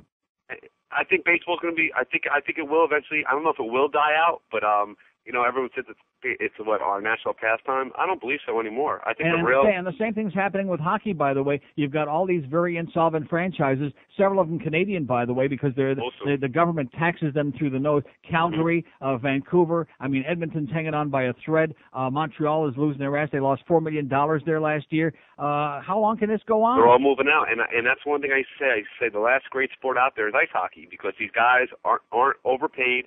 Well, they are now, and they play for the love of the game. But you know what? Even that's changing. It's a shame. Mm-hmm. It's a shame. I'm starting to. It's all greed, and we're supposed to subsidize it, and the public's finally saying, enough is enough. We just can't afford. And one last thing, as far as the stadium issues down here, it makes no sense at all. They think that just because these stadiums build a stadium and everyone will come, but right now if they're not selling out, that doesn't make any sense. Build a stadium and they're going to sell out. It's nonsense, and get tax subsidized from us. BS. Okay. Say no. Thanks. See you. Just look at the front page of your newspapers this morning. Had one call about that. It would seem to me that people would be peeing in their pants looking at John Henry on the front page of the newspapers with all those people disguised as empty orange seats. Just unbelievable. And he's opening up a mouth. Oh, I counted 91 people, and I think 8 of them were scouts. And this guy really believes that people are going to vote for a tax on anybody to build him a stadium? I must be crazy. I must be nuts. You must be certifiable, baby. You must need a straitjacket. They need to put him in a rubber room somewhere. But he's a nice guy. 5670560 pound. See, they thought that because everybody hated Wayne like poison, which they do, that anybody who came along and bought the Marlins, that they would make him seem like such a wonderful guy by comparison that he'd win over all his public support. And guess what? Sorry. Here's Miami. Hello. Good morning, Neil. Yes, sir. 2 things about your diatribe on fraternities. Little sisters. Little sisters are normally members of a sorority that is attached, so to speak, to a fraternity, normally like for... an appendage? No. They make sort of a liaison. Usually it's because of the singing. A lot of fraternities do a lot of singing, and a lot of sororities do a lot of singing, and they want to match the voices also for some social purposes. Fraternities don't have ladies to assist at social functions, so that's how that came about. Mm-hmm. Secondly, Neil, at Michigan State, you weren't a member of a fraternity. No. Could it possibly be that you didn't get a bid? Meaning what? That you weren't invited? I wasn't there long enough. Oh. I didn't go to class. You must have been a football player. No. Okay. Oh, I was in East Shaw. The football players were in West Shaw Hall. Okay, Neil. Thank you. Okay. Oh, and I see a little shot there. I didn't get a bid. Yeah, I was a deadhead. In fact, I don't even recall going through it. I don't recall anybody getting it. I just don't recall any of that experience, to be honest with you. Thank God. 5670560. Yeah, I was too much of a deadhead, okay, sir, to be in a fraternity, to be one of those important people. In addition to which, who the hell wanted to see me naked? I have my nose up Neil's ass. Well, congratulations. Get a life. Well, you can tell by the way you use my voice from different ends. Those of the voice. See, I'm in this way since I was born.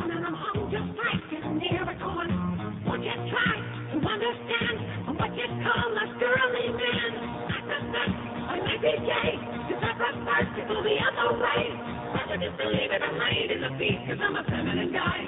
Feminine guy. All right. I'm a little twisted and I am less twisted. I'm a feminine guy. Feminine guy. Most people love me, but some wanna cross me. I'm a feminine guy.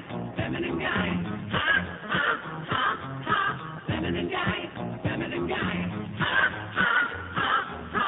Feminine guy.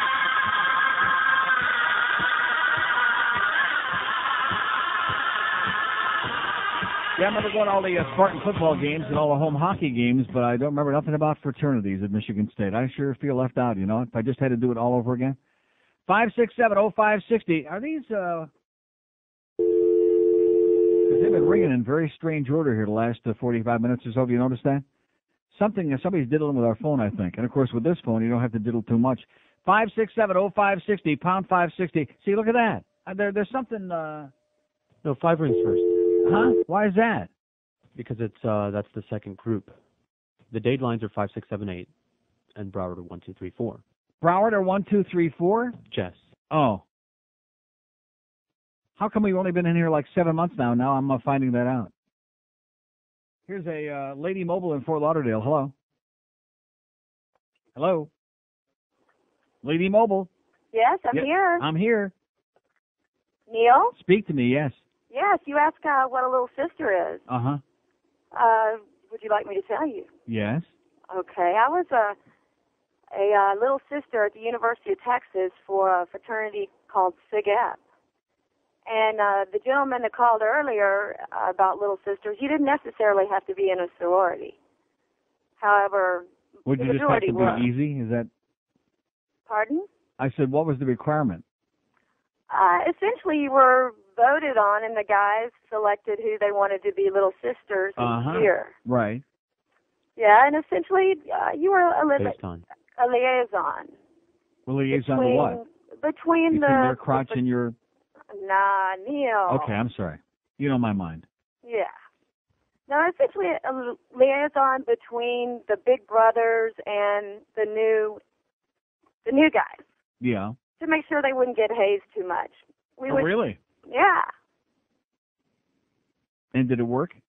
Yeah, pretty much. Well, how did you make sure that they didn't get hazed too much? Were you there at the hazing, at the initiations? Oh, no. Of course not. You're not allowed there, so how could you be sure of that? Well, you couldn't be sure, but you would find out things, and you would not reprimand, but talk to the guys, the older cut guys. them off, yeah. Yeah, say, don't do that anymore. Yeah. Okay, thanks. We're learning a lot more every day now. All right, Neil, you take care. Thanks, sweetheart. And by the Bye-bye. way, What is it? Neil, Yes? you would have had that at the University of Texas, I'm sure. I could have what? You Okay, thanks. Your phone crapped out. I think I'm losing my mind here today. This phone, it's a piece of crap is what it is. It's a piece of crap. How about we get a couple of tin cans, some Campbell soup cans, and some string? How would that be? I guarantee it would sound better. I'm listening to Hank yesterday. He's doing that Kevin Donnelly thing there from 2 to 3. Why I was still listening, I have no idea. And all of a sudden, it sounds like Hank is underwater, and nobody's even telling him about it. This is the best part about this place. It sounds like there's an echo coming back through the thing, you know? Do you have it? This motherfucking place is just a fucking joke. Yeah. No, but I'm serious. And I'm thinking to myself, how come even the caller is talking to me? Of course, you know, the sports nerds. Well, Kevin, you think that the Dolphins are going to win the Super Bowl? And, you know, the stupid, idiotic calls. And I'm thinking, how come somebody doesn't alert? Because, you know, obviously he couldn't hear it himself. And this went on for like 10 minutes. Sounded like it was in a goddamn tin can. Last night, I'm listening on Waxy to parts of the Panther game. I'm listening to Jiggs and Randy on there. Which, by the way, Jiggs, but at any rate, pretty weak. But at any rate, and Waxy is dumping and they're dropping in IDs like in the middle of the half hour. He's doing station breaks at the top of the hour for the IDs, and they're like in La La Land. And then they drop over the game. The game is going on. Hey, you're listening to 7 IDW while the game is going on. And then at the end of the game, I tune in to see what the final score was, and they're playing the highlights, and we couldn't get the goddamn highlights on right. And they were stopping the tape and starting the tape in dead air, and music finally comes on, and I'm thinking, oh, my God, this must be QAM. Uh-huh. Here's Miami. Hello.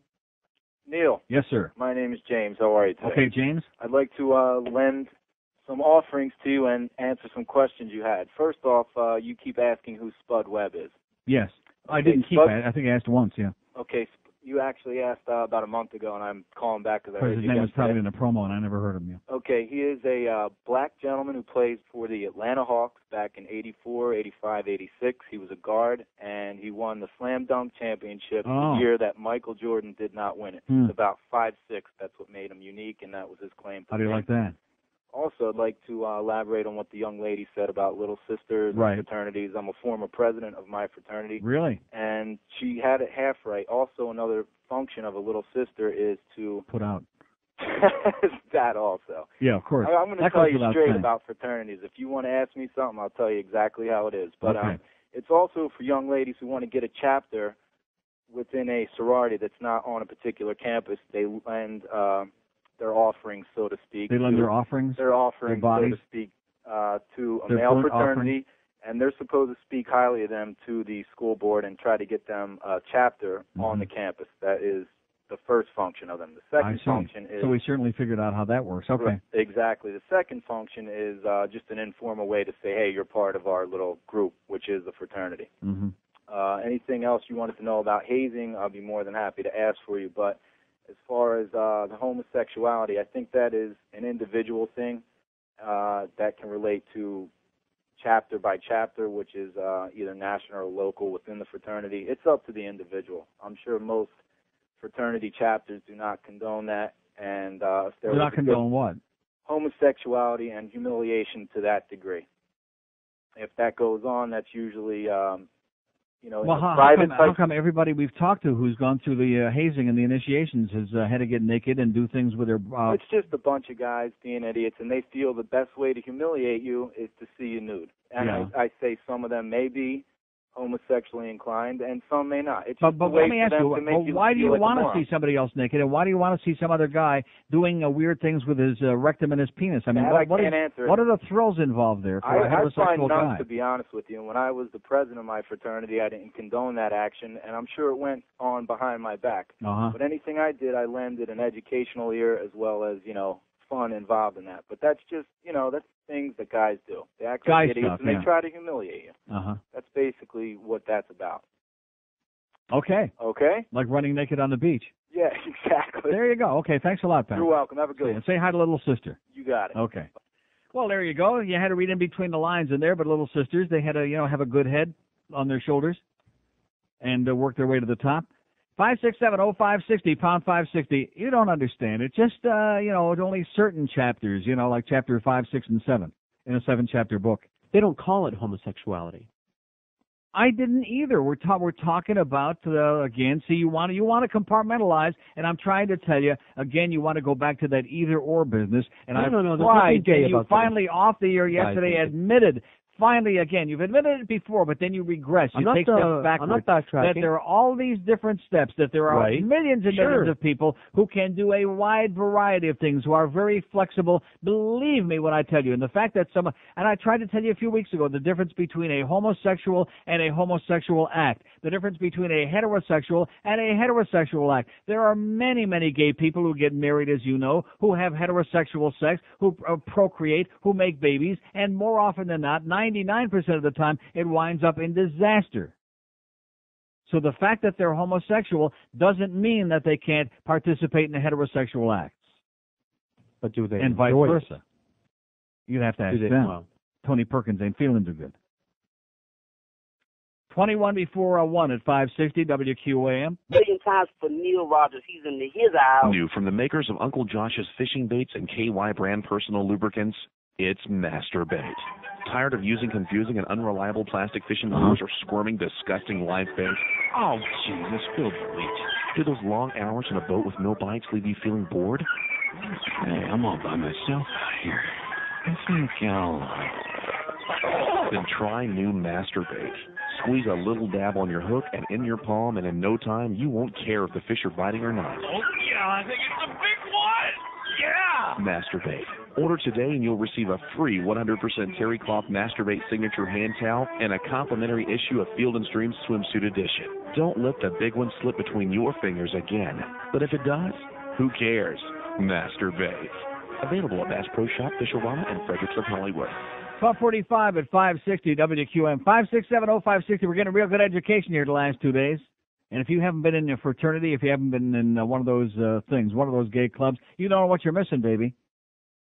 It's got nothing to do with sex. It's just the idea of humiliating somebody. I mean, the fact that you just get a chance to take a peek, at their privates and force them to stick a bunch of stuff in their rectum. It's just coincidental. It's just one of the perks. How you spell that? Here's a mobile in Liberty City. Hello. Hello, Neil. Yes, sir. Hey, Neil, I listen to you a lot. I'm one of your big fans, and I was listening this morning about this sorority thing. I finished high school, and, and from hearing some of these people, I'm kind of glad I didn't go to college because it's ridiculous. I mean, why is there you have to get naked and show your love or whatever they say, and they show companion to each other? Neil, I'm not the smartest person in the world, but yet Dr. Dumbest. But some of these things I hear is, these people are supposed to be intelligent, educated. It's pathetic. Yeah, you're right. And I agree with you 100%. If you have friends, you have friends. Why should you have to show your body to be friends with someone? I think it's absurd. And why can't these people be more decisive in their answers? We all know what kind of friends those are. We sure do, Neil. But like I said again, I listen to you a lot. I'm an old trucker around Miami, and I listen to you a lot, and I enjoy your show every day. At least you come out with the point, and people are always trying to hide the truth. But I enjoy your show a lot, and I don't have a lot of material. I just wanted to say that to you. And happy Sukkot. And have a good day. All right. 5670560, pound 560 on the AT&T round. That's right. You don't have to be a rocket scientist. You don't have to go to goddamn college to figure out that these are a bunch of very, very juvenile, very embarrassing, very degrading, very humiliating, very silly activities for people 18, 19, 20, and older to be participating in. And, of course, in the things I was talking about with the hockey hazing yesterday, isn't it interesting? Isn't it very, very interesting that all of the older farts were always there, too, in their 40s and 50s and 60s? What a wonderful opportunity for them to take part and participate and be one of the boys, so to speak. Here's Fort Lauderdale. Hello. Like I said, nice try there, asshole. 5670560, pound 560 on the AT&T wireless line. It's got a new routine now. Is it working? No. No, Woody, it ain't working. His Woody ain't working. Here's a mobile in Coral Springs. Hello. What did you just ask you? That guy? That was Woody. That was one of our chronic assholes that's trying to change his voice now, and it ain't working. He's a ventriloquist, and he doesn't even know it. Right. His lips are moving, but he can't get them around from or whatever's in it. But anyway. The glue. Spy report. Coral Springs, Wiles Road, University, heading east. They're hiding in the bushes, up in the trees. My wife was going to Bally's this morning, minding her own business, 6 a.m. Guy pulls her over. Miss, you don't have your sticker on your license plate, blah, blah, blah. She batted her eyelashes a couple of times. You'll let her go. But they are pulling people over, so let the world know. Thank you, sir. God bless you. You're welcome, sir. And we'll pray for you and your wife. Thank you. Okay. Yeah. 5670560. By the way, the war on drugs, all you cops out there, you make me laugh. All of this law enforcement in America, it's a joke, most of it. Dan Rather there on 60 Minutes 8 last night. This thing about the Colombian drug lords and how the Americans, about how we trained all these Colombians. By the way, the Colombians aren't good looking. They're ugly. I guess I must have been lucky years ago and met a couple of real good looking Colombians. Huh? No, seriously, the Colombians are grotesque. I'm telling you, moon-faced Indians. Oh, my God. Don't insult the Indians. They don't want nothing to do with them. That's what they are. No, seriously, I understand that, but they're trying to deny it. Not the Colombians, the Indians. They don't want to be associated. Jesus, what an ugly... all these different things that we see from Bogota and all over Colombia, and you see the soldiers and all of these people. God, they're grotesque. They're unbelievable. I must have met the only couple of good-looking people from Colombia years ago and got this impression. See, that's what stereotypes will do for you. It's just like saying that, Curacao is a toilet, even though it probably is. It would be just like my coming on here talking about those Schwarzers in Amsterdam and about how they're all dealing crack and rock and got the Rasta here and I haven't bathed in 10 months and about how they're an impediment to our enjoyment. That would be a true thing to say. So I'll say it again. 5670560, pound 560 on the AT. See, the Caribbean, it's like kind of like the if you look at the map, it's kind of like North America had like a bad case of diarrhea, and all these turds are floating around down there in the Caribbean. That's what it is. That's what all the island stuff is. Yeah, man. Crap. I mean, with all due respect, I mean, if you want to take it personally. Yeah, man. Here's a mobile in Miami. Hello. Hello, Neil. Yes, sir. How you doing? Great. I've got a little hazing story for you. Excellent. I don't want to tell you what fraternity it was That's because I okay. don't want to get in any trouble. But All right. I went to a small school in the Carolinas called Wofford College. I don't know Right. if you ever heard of it. I've heard of it, yeah. Okay. I was a freshman. I was 18, young and stupid. And the brothers took us out to the football field. They said, meet us on the football field at midnight. Now, is that MEATUS or I'm sorry? meet us in the football field, yeah? Meet us at the football field. There was 5 of us. 3 of my best friends from Miami. This is Yeah. where we went to school. We meet at You the can take football Georgia field. well on that, yes. There's 5 coolers that are opened up, filled to the top with ice Uh-huh. and frozen hot dog. 1 frozen hot dog in each cooler. Uh-huh. We get there. We I have always no. seem to be we have weenies no- involved in these stories. We have no idea what they're going to have us do. They Right. tell us to drop our Shorts. shorts. Of course. I mean, that goes without saying, you know. Can I say ASS on the radio? Ass? No. No. Okay. You can say asshole, just don't, yeah. And Okay, your ass, they said, yeah. They said sit your butts, drop your pants, sit your butts on the ice, on Put the your cooler, ass on the ice. and we're going to freeze your butt for about 15 minutes. Sit down for Oh, now is 15 this the one with the cherry or with the, Okay. not cherries, hot dogs, huh? After 15 minutes of Yeah. my butt totally numb and frozen, Rectum. they said take the hot dog, which was also frozen, Right. insert it in your rectum, and run the length of the football field. You're not in the fraternity until you make it from one end zone side to the other end zone side. And if it fell out, you had to go back and start over. Oh, my God. And I look, I'm 35 years old right now. I look back, and I cannot believe I did something like that. You did it. That's disgusting. Did it fall out? It fell out. I had to go back. Oh, and I hate when reinsert. that happens. Yeah. Yeah. Oh, no. God, I hope some of my friends are listening right now that did the same thing. Jesus Christ. Pretty sick, huh? Pathetic. Yeah. I would keep trying to tell people, especially with all the stuff going on these days, keep those weenies out of your rectum. I tell them that all the time. Yeah. Well, that's Anyway. the capper, pal. Thanks for your honesty. All right, take it easy. Okay, some good a good shrink can help you get over it. No gay symbolism there. No, not at all. I mean, doesn't every red-hearted, red-blooded American guy, a heterosexual, 100% heterosexual guy, want to put a weenie in his rectum? Sure. And run around the football field in it, stark naked? Yeah. Only if my ass is numb. Oh my God. Just, I would say unbelievable, but very believable. Typical, par for the course. Oh, you know, boys will be boys. They're just having a little fun. Yeah. All seems to circle around the same jerk. Here's a Pinecrest. Hello. Hello, Neil. Yes. I was a little sister at the University of Miami, and I was at the fraternity. Yeah, okay. Here's a lady mobile in Boca. Hello. Hi, Neil. Yes, ma'am. I want to talk about the sorority fraternity thing. Okay. I like that last story, though. That was good. That was great, wasn't that? Didn't it That was a good conjure up some story. great images in your mind? It certainly did. I was in a sorority. We didn't really have a lot of nakedness stuff going on, but it was very based on humiliation and degradation, and they'd make you crawl around on all fours and bark like a dog, and call you dirty names and all that sort of thing. I don't know. I think it's probably because women, aren't comfortable enough with their bodies to share that in front of other women. Mm-hmm. At least in my sorority. Damn it. But and then one more story to add to that. Was married for 9 years, and now I actually have a girlfriend. So, see, maybe there's something in that. I don't know. How do you like that? I love it. Okay. Life is good. Got pictures? Okay. Have a great life, sweetheart. You too. Bye. Bye-bye. All right, there's one of our lesbian listeners. I'm doing call return. She got rid of that weenie. 5670560. I think, I think there's some great symbolism there involved in that weenie story. There are a lot of weenies running around out there, not necessarily attached to anything, including reality. Here's Miami. Hello. Hello, Neil. Yes. Hey, I got an idea for Poplar Park. Yeah. Okay, good. 5670560, pound 560 on the AT&T wireless line. Here's Lake Worth. Hello. Hey, Neil, you know how Bino Cook is called the cardinal of college football? Yeah. How's this sound? Hank Goldberg. Okay.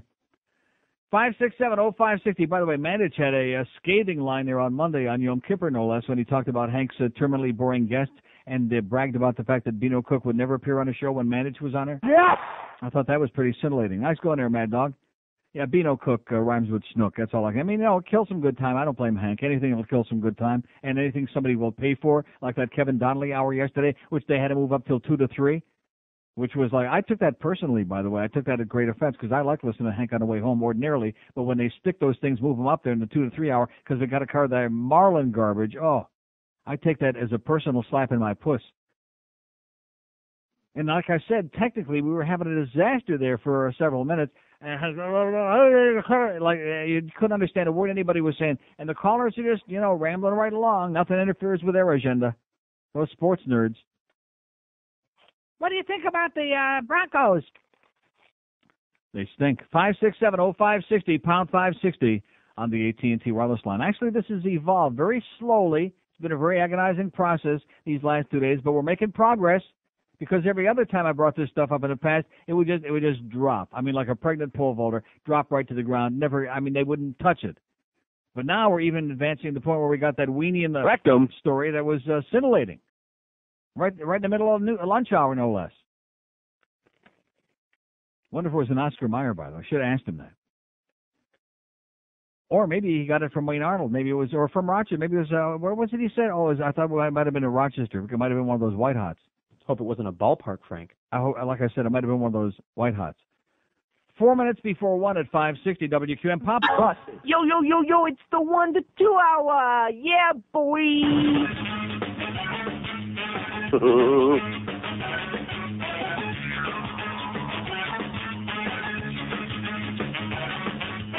You put your left foot in now. You take your left foot out. You do the hokey pokey, then you shake it all about. Such a stupid step that makes you look like you're insane. If you ever catch me doing it, here is my refrain. Put a bullet in my brain. Put your right foot in, doing the hokey pokey. All right. Take your right foot out, doing the hokey pokey. Not hit you do what's that, doing the hokey pokey. Take your whole self out, stop doing the hokey pokey. Stop doing the hokey pokey. Stop doing the hokey pokey. Oh, guess who I saw Guinness rolling downstairs? He gave me a big, big hug and a big kiss. My good, close personal friend, Fo Griffin. See, I'm going to get real close with her because she's on everywhere. I forgot she's also the entertainment lady for Channel 6 News. I saw her on there last night, which I never watch Channel 6 News. But I happened to be channel surfing just at the right moment, and there she was again. I told her, you're on every goddamn station on my TV, and I'm just watching Much Music here. There she is again. Eat your heart out, Paulie. Oh, you know who we haven't seen in, don't even say it, in days? Peter Leonard. Oh, thank God. No wonder I feel like I'm making a big comeback. 5670560, pound 560 on the AT&T wireless line. Nobody cares about John Henry and his stupid ballpark. In fact, those pictures on the paper, you see, one thing it brings to mind is John Henry saying, yeah. You just look at it and you hear it coming out of his mouth. Especially if you saw that butt-sucking piece that Jay Randolph did with him on Whammy on that Marlin half-hour week ago Saturday. Just unbelievable. He had his tongue all over body parts that are illegal in Broward. Here's Fort Lauderdale. Hello. Neil. Yes, sir. Neil, God. Speaking. I was at the game last night. Now, this is a classic. You know the picture in the paper with John Henry? Yeah. I was sitting about 20 rows from that gentleman. I got escorted down also. But the kick is, the 8th inning, the security guard comes up to me. Yeah. Tells me that if I don't go back to my original seat, that I will pay the difference for the ticket, or he's going to you got to be kidding me. Or he's going to escort me out. So yeah. Obviously, he didn't know that this was a promotion that Henry was running. Right. Therefore, so I just decided to go ahead and call it quits after that. That's nice. Yeah. You with a nice, good taste in your puss. Now, on the hazing, I went to a baseball camp in Miller, Missouri. Yeah. And I was young, about 4 years old, younger than the other kids that were there. And they tied me to a bitch, duct taped me everything but with no shorts. Had my shirt on, so it looked like actually I was dressed. Right. I could see. Then they sprinkled bread all around and bird seed on my genitals. Uh-huh. And boy, after that was done, it looked like something out of an Alfred Hitchcock movie. Anyway. Good thing Tippy Hedren wasn't around. That's all I got. Let's get that bridge tender going. Thanks. Yeah, sure. He just can't control himself. Oh, and listen to that. Stupid, idiotic. Yeah, that's my fault. 567-0560, pound 560 on the AT&T wireless line. Everybody in a fraternity, I guess. All the stories evolve around your penis and around your rectum. That's what it's all about. Marshmallows, hot dogs, bird seed, breadcrumbs, cherries. Here's a lady mobile in Homestead. Hello. Hi, Neil. It's cute how you threw that in at the end there, the bridge tender. Yeah. For, He's making progress, though. He saved it till the very end today. yeah, he just, just threw it in there nice and softly. Yeah. Speaking of softly, I have my whole family and extended family singing Licking La Pinga Loca. Mm-hmm. And they don't even listen to you. Good. But they say it that way. I'll bet. The other thing was, it puts, what does it put? I forgot. I can't even make the card. Okay. 567-0560, pound 560 on the AT&T wireless line. You got a little bit of that bad jungle juice this morning, evidently, and it's starting to have an effect on where her brain used to be. Let's go to Kendall. Hello. Neil. Yes, sir. Hey, I got a story for you. I was in a fraternity in USF in Tampa. Oh, my God. Yeah. And the one disgusting thing we had to do is, you know that bazooka bubble gum? Right. Each one of us had two pieces in front of us. There's a line of about 30 of us in the pledge class. The first guy had to take the two pieces, put it in his mouth and chew it, and pass it to the next guy without using his hands, just passing it, mouth to mouth. Stick it in his mouth, yeah. That guy had to chew it and then take his two pieces, chew, and pass. And the last guy had 60 pieces of gum in his mouth that everybody else had in their mouth. Then he had to pass it all the way back. Talk about disgusting. Yeah.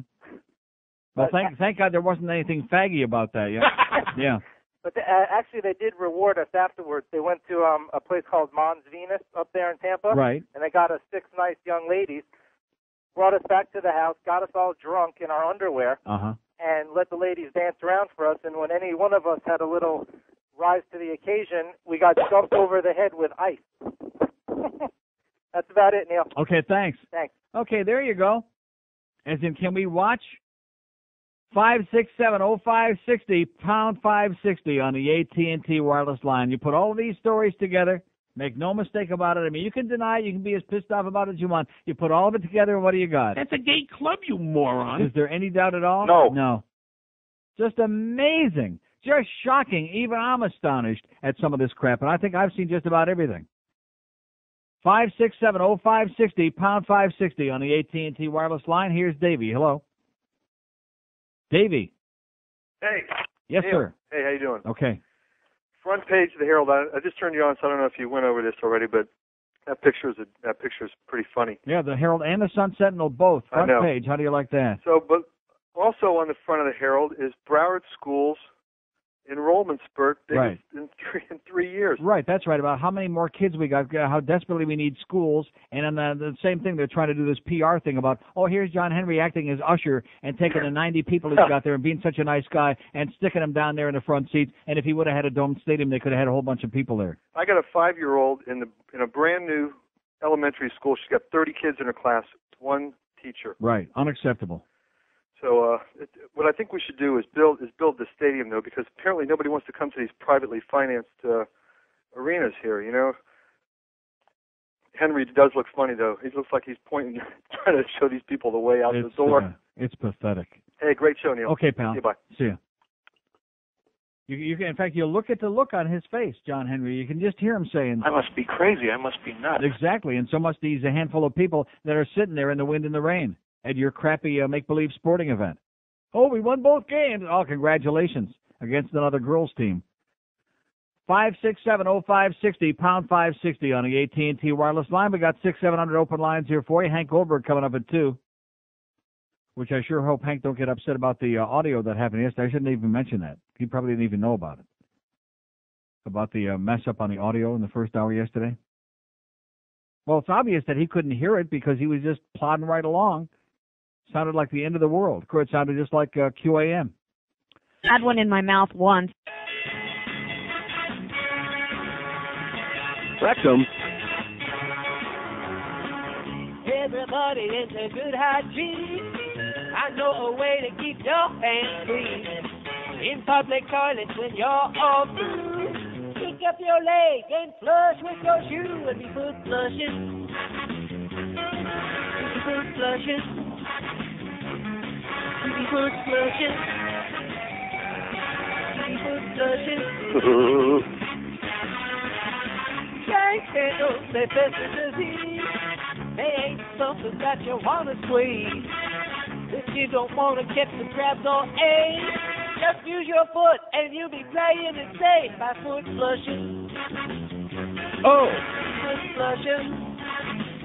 Oh! Foot flushing. Foot flushing. That's what your shoes now.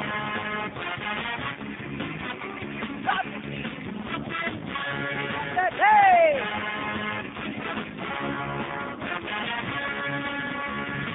Washing your hands before you touch, or wash them after it's up out of us. You in this highway should be good enough. Just use your foot whenever you flush and be foot flushing. Be foot flushing. Be foot flushing. Be foot flushing. Be foot flushing. Foot flushing. Now what's your shoes on? Foot flushing. Like I told you yesterday, all you foot flushers, you're a bunch of pussies, okay? You're not fooling anybody. Just like the guys that have to wash their hands after they take a leak. 1:15 already. Look at that, man. We're moving along, singing a song. Here's a great fax, which I'm not going to read the whole thing. It's a little bit too long. But it makes a very good point about all this fraternity hazing and initiation rites and all these grotesque, unacceptable things that young people are forced to do. It says, people are terrified by shame. As children, shame is used to control them. Many college kids are still children, and it's used to control them in the same way. Very good point. And also goes on, he says, I worry about the bond the fraternities and families are forming similar. It's abuse, plain and simple, and has to stop. And he talks about the kids doing these grotesque things in schools and shootings, and in some cases they're kids who have been shamed and crack. Now, I wonder how come it is that we're always hearing and reading about kids who have been molested and kids who have been subjected to all these horrendous hazing, like the hockey book that I read.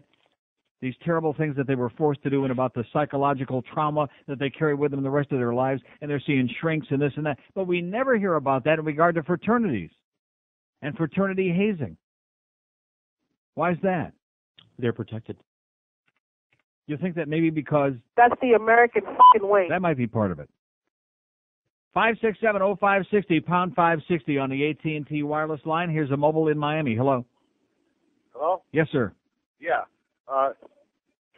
Two things. I just came up got the 836, and the line for the toll is over a mile long. Thank you, Mayor Pinguita. Yeah, why is that? What is that all about? He's obviously telling his toll collectors to just take their time. Well, what do you mean he's telling them? It's too late now. There's not any more elections. That's the end of that. Well, what's the point? Oh, forget that. But I used to be in a club in Chicago in the 60s where we used to have hazing initiations. Right. There was nothing to do with taking off your clothes. You would go down to the beach by Lake Michigan. They would inundate you with Crisco and with flour and with motor oil and with all this crap. Mm-hmm. You go into the lake, you wash yourself off. It didn't come off. They're going to say rub yourself with sand. Go back in the lake. It'll wash off. And now you tell me that you were fully clothed when they put all this stuff on you? No, you wear a bathing suit, or if you want to wear clothes, you can wear clothes too. But you just wear a bathing suit. You didn't want to ruin your clothes. But there's nothing to do with nakedness or none of this stuff.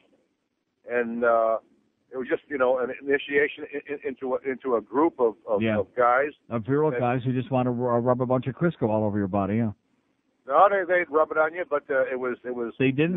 Do you rub it on yourself? Is that it? They would slather it on you. They would slather it on you. Okay, thanks, sir.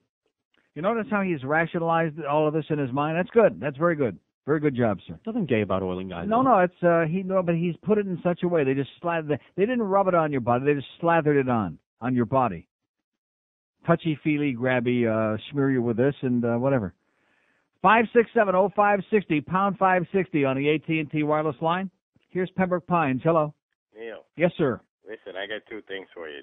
First, it's the Kevin Donnelly segment the other day. Yes. I want to know, maybe you can answer this question. Why is it that if you say two words come out of your mouth? Yesterday I called and I said, about the two interceptions about the Dan Marino click. Yeah. What is with this guy that you cannot say anything except I love Dan Marino? And nobody wants to hear anything. Well, what about guy? it. That's our whole radio station. This is the Dan Marino Admiration Society. I mean, they think this guy is I want you to try to call Little Dog. Call Joe Rose tomorrow and knock Dan Marino, and he'll send his brother-in-law right to your house and knock the crap out of you. That's right. I mean, they think this guy is going to be 85 years old and in a wheelchair still throwing a that's ball. Right. He's going to play forever. Don't you understand that? That's unbelievable. You got to get with it, man. Last night, I watched, I don't know if it was Dateline, it was one of these magazines on TV. A kid, parents went away. Yeah. And his mouth was just watering to have a party once they left. Right. Okay, he had a nice wild party. I don't know if it was wild or not. He just said he had a party, and the neighbors called the police. Mm-hmm. The police came in, and they found about a half ounce of lamb spray inside his bedroom. Half ounce of what? Well, it's real good weed. Oh. And the kid, about 2 or 3 days later, was expelled from school. Oh, I saw that. I saw the same piece. That was in, where the hell was that? I saw the piece, and I was just aghast. I said, what the hell is that? This was before he even had any criminal proceedings. He was Right. He was charged with possession of marijuana, and he hadn't even had a trial yet, and Right. they expelled him from school. And the rationale from the school was, well, we have to have control, after all these terrible things happening in the school. Right. So kids don't even have due process anymore. And forget about the fact that all he had was a little weed. Come on. How do you like that, sir? Unbelievable. Only in America. Exactly. Okay, pal. Out. I'm so glad I forgot about that. He hadn't even gone to trial. He had been convicted of nothing. And the school, first they suspended him, and then they said, oh, that's good, not good enough. We'll expel you. We'll kick your ass out. Because you had a little weed. Not like he had a pound. Not like he had, 8 ounces, half a pound. He had like a very small amount. And this is what goes on in America. Just unbelievable, the kind of hysteria that goes on, the kind of Band-Aid approach to solving real problems. Let's just kick every kid out if he does anything. And especially the wicked weed, because we know. That's where all our problems lie, is right inside your joint.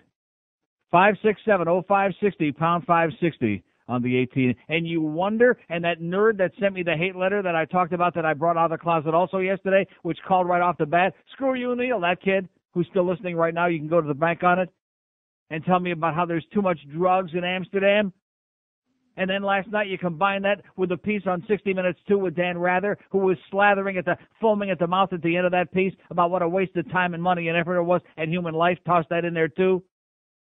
And they show all the bodies of these dead guys, these dead Colombians who were doing this big deal fighting the Medellin cartel and this one and that one. And the bottom line is it's worse now than it was before.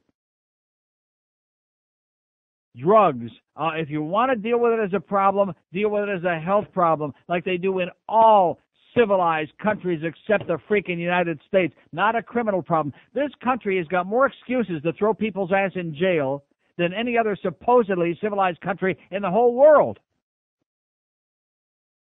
That's why we got more people in jail than any other country, civilized or not, in the whole freaking world. Here's a mobile in Parkland. Hello. Hey, Neil, how are you? Pretty good, sir. Good. Hey, I just came from the Sawgrass out there where they have the Oasis and all those restaurants. Now, that's how you're supposed to build a stadium, with some restaurants around, a hotel. Right. Have you been out there? Yeah, I haven't seen the new stuff, no. Oh, man. I live great. right out there. They got the Ghirardelli Square chocolate place. They've got the Cheesecake Factory. They've got the Hard Rock. They got the seafood joint. Yeah. And that's Legal seafood. I mean, that's like within walking distance of the arena. That's going to be great out there. Right. All right. Well, yeah, but don't forget, you're forgetting one thing. It was already a real good area to begin with. They just built it up some more. It was an area that was expanding like crazy, and they took advantage of all that land, and they built it up more than it was. It's not like taking downtown Fort Lauderdale, which is a toilet, and trying to have a whole. Where an Ecker Drugs is, there's more. The new Ecker Drugs that they're building, these freestanding Ecker Drugs, those are bigger than where they want to put the new baseball stadium. It's crazy. I hate Ecker Drugs. Have a great day, pal. See you, Neil. See you at the Sawgrass. We love you, Panthers. Da-da-da-da. Attaboy, Robbie. I told you, don't open up your mouth in the newspaper anymore about stepping up. He says yesterday again, we got to step up and win an exhibition game because, you got to get in the winning habit. Time for guys to step up and get a stupid major penalty at the end of the game and, slash some young kid on the other team and draw a lot of blood and get a 5-minute major and watch the worst team in the league, the worst team by far, tie the game and then go ahead and then score the empty net goal at the end. While Robbie's cooling his ass off in the penalty box. Nice going, Robbie. Nice job of stepping up again, sweetheart. Oh! Pathetic. 567-0560, pound 560 on the AT&T wireless line. Here's a mobile in Lantana. Hello. Neil. Yes, sir. I got a little fraternity story for you. Okay. When I was in college, in our school newspaper, there was a debate on the merits of fraternities, for them and against them, and one of the arguments in favor of them was that over half of the members of the U.S. Congress at one time or another were part of a college fraternity. Boy! What does that tell you? Well, I did a little research. I tracked down the source of that, and those members that were in fraternities, by far the majority of them were Republicans, just so you'll know. But I guess that's sort of... goes with the territory. Snooty, yeah. Yeah. Snooty, anyway, a lot of money. Right. Another thing I want to ask you, do you get that game show network on your satellite provider? Sure. I was reading an article. Don't mention Dorothy Kilgallen. Boca Brian will lose it. No. I'm thinking more like Kitty Carlisle. Yeah, same genre, yeah. Well, Tom Jicha had a great Q&A in his column a few weeks ago about the Dead or Alive, the celebrity game show people from the 50s and 60s. Right. I don't know if you got a chance to read it, but I sent him a follow-up a couple weeks ago. Wanted to know if Nipsey Russell and Gene Rayburn, and if any of those guys checked out yet. No, Gene Rayburn's still alive. Really? Yeah. How about Nipsey Russell? Has he kicked the bucket yet? Or I don't know. That's a good question. I sure hope so. Jeff Edwards? Jeff Edwards, he used to work at J&O at West Palm Beach. He got canned up there. Really? Was this before Treasury Hunt or after? He was also on Jackpot. Remember that show? He always wore that leather jacket, that stupid, real cheap leather jacket. Oh yeah. Well, I think Chuck Barris, he might still be alive. He might be in the same place as Alan Burke. I think. What do you think? Think so? Or Alan he Courtney. He with the fishes. How about Alan Courtney? Oh yeah, he's long dead. All right. Okay. Have a great day. See ya.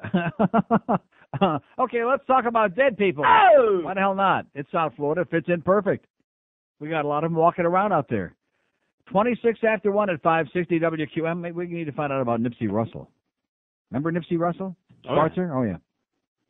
Not too funny, which is why he was on the game shows.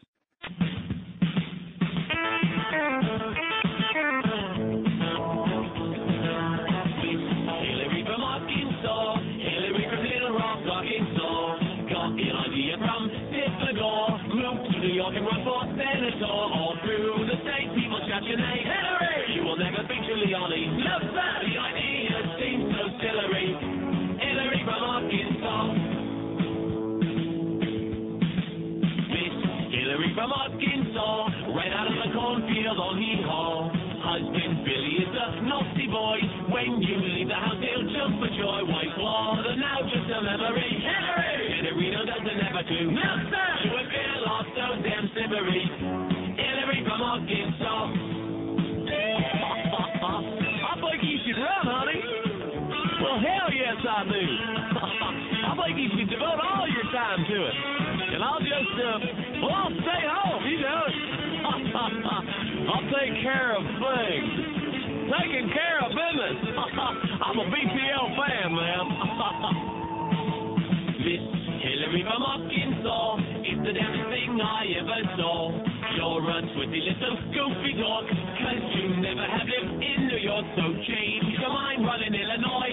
We don't believe that you're a Yankee fan. No, sir. You're a dope-beating bad Democrat. Hillary from Arkansas. H-I-L-L-A-R-Y. Hillary! Well, that's not a condom I see there. Look at that. Roll on MTV. Oh, my God. Maybe we're making a little progress. You think so? No. So anyway, speaking of that, guess what new and exciting thing, you know how everything goes in trends? Guess the new deal in the videos, which I'm sure you're going to be seeing a lot more of now. Not that I'm very excited about, especially this close to lunchtime in Mommy's. You know how in the Mariah Carey video where there's the old lady on the toilet, she opens up the door? Well, what is this? What drives me crazy? So what's the Joan Hart? October 1st only in theaters. All right. So anyway, there's the Mariah Carey video where she opens up the door and the old lady sitting in the toilet. So I just saw the new Blink 182 video they just showed on MTV here. You know, Blink 182. They run around naked, but really ought to have a lot of clothes on because they're all ugly. Why is it that it's always the ugly people that run around naked, you know? Just to piss you off. Oh, God. But anyway, so their new video is called All the Small Things, and believe me, they are. There's a scene in there where one of the guys is sitting on the crapper. So this evidently is the new trend in videos, is people, not people sitting on a crapper. I was going to say not good-looking people on the crapper, but who the hell even wants to see good-looking people on the crapper? What is that? What are you screwing around for now? What is that? My Blink 182 CD. Oh, we don't need to hear them. I was going to have background. They suck. No, they're great. They're not great. They're spectacular. Their music is marginal, and they are really ugly and ought to have clothes on. Maybe it's a fraternity thing. Maybe it's a hazing thing. In fact, I don't just blink. I just keep my eyes shut until the whole thing is over with. Yeah, go ahead. That's enough. Here's Fort Lauderdale. Hello. Hello. Yes, Neil. sir. What's up, Uncle Neil? How you doing? Good. Hey, I got a funny drug cover-up story. It was I was going to high school at Hollywood Hills. Yeah. And like the first 2 years, I didn't smoke any pot. And then when I was in 11th grade, I started smoking a little weed, doing a little acid, whatever. And doing a little acid. Yeah, and it got out to like the superintendent. And what happened was, I had a Jeep when I was in 11th grade or 12th grade, and they put a little roach inside. They kept taking me to the office and telling me, that I'm getting bad and everything. So they put a roach inside my ashtray, and I was in class one day, and these two cops came to class, and they told me, they're like, we need to speak to George, and they took me out to my car, and they're searching my vehicle, like they can't find anything at first. And then lo and behold, And right then- there in the ashtray was this gigantic roach Exactly, and crawling around. we were about to leave, and the guy goes, the cop goes, oh yeah, we have to search one more spot.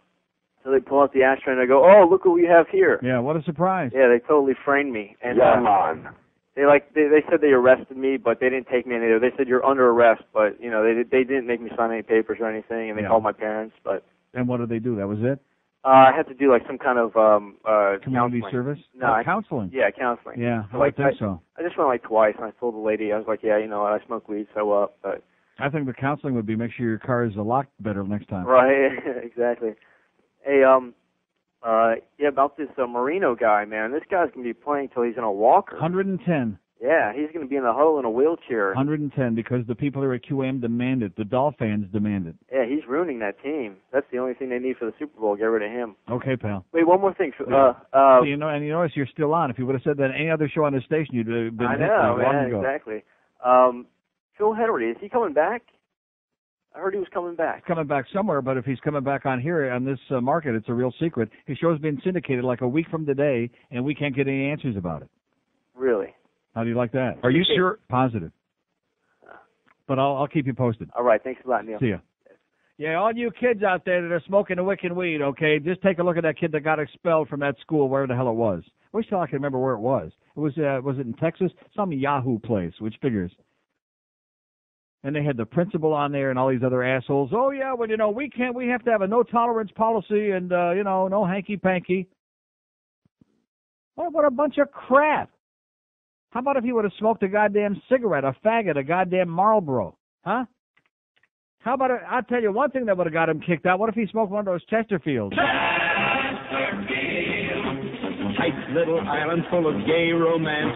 They wear gay sandals and they wear tight pants. Oh! Sun-drenched top to bottom every day. Blessed with the miracle of being gay. The very best of faggots in the USA. Giving big, big pleasure in a big, big way. The very best of faggots in the USA. Giving big, big pleasure in a big, big way. Chesterfield. Join the big swish to Chesterfield's Queen, new choice of the fags of America. Yeah, man. I must be psychic because right now on MTV there's that Mariah Carey video, the one with the old bag on the toilet, which I can't stand Mariah Carey, by the way. She makes me want to just heave all. You know who she reminds me of, which you wouldn't know, but the Michelle, the new Michelle on Guiding Light, the young, grotesque-looking twerp. That's who she reminds me of. Only Michelle don't have that one gigantic breast. 22 before 2 at 560 WQAM. Hank Goldberg will be here at 2. Call up Hank and tell him that Dan Marino sucks, okay? And see how long you're on the air. Just give it a shot. This is the Neil Rogers Show. This is your brain. Any questions? Yeah.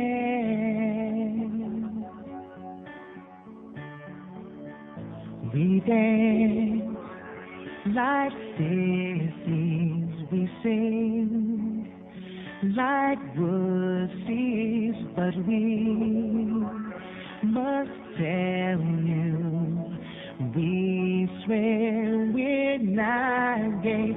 If you wore these outfits to class, they would kick your ass. Regardless, we swear we're not gay. We look like interior designers. We sing like a bunch of girly whiners, but we're straight. Our agent says we gotta say, we swear we're not gay. Our biggest fans are 12-year-old girls who think we're as cute as can be. Yeah, but as they get older, they all figure out we're hiding our latency. Sure. One thing is for sure, we get manicures.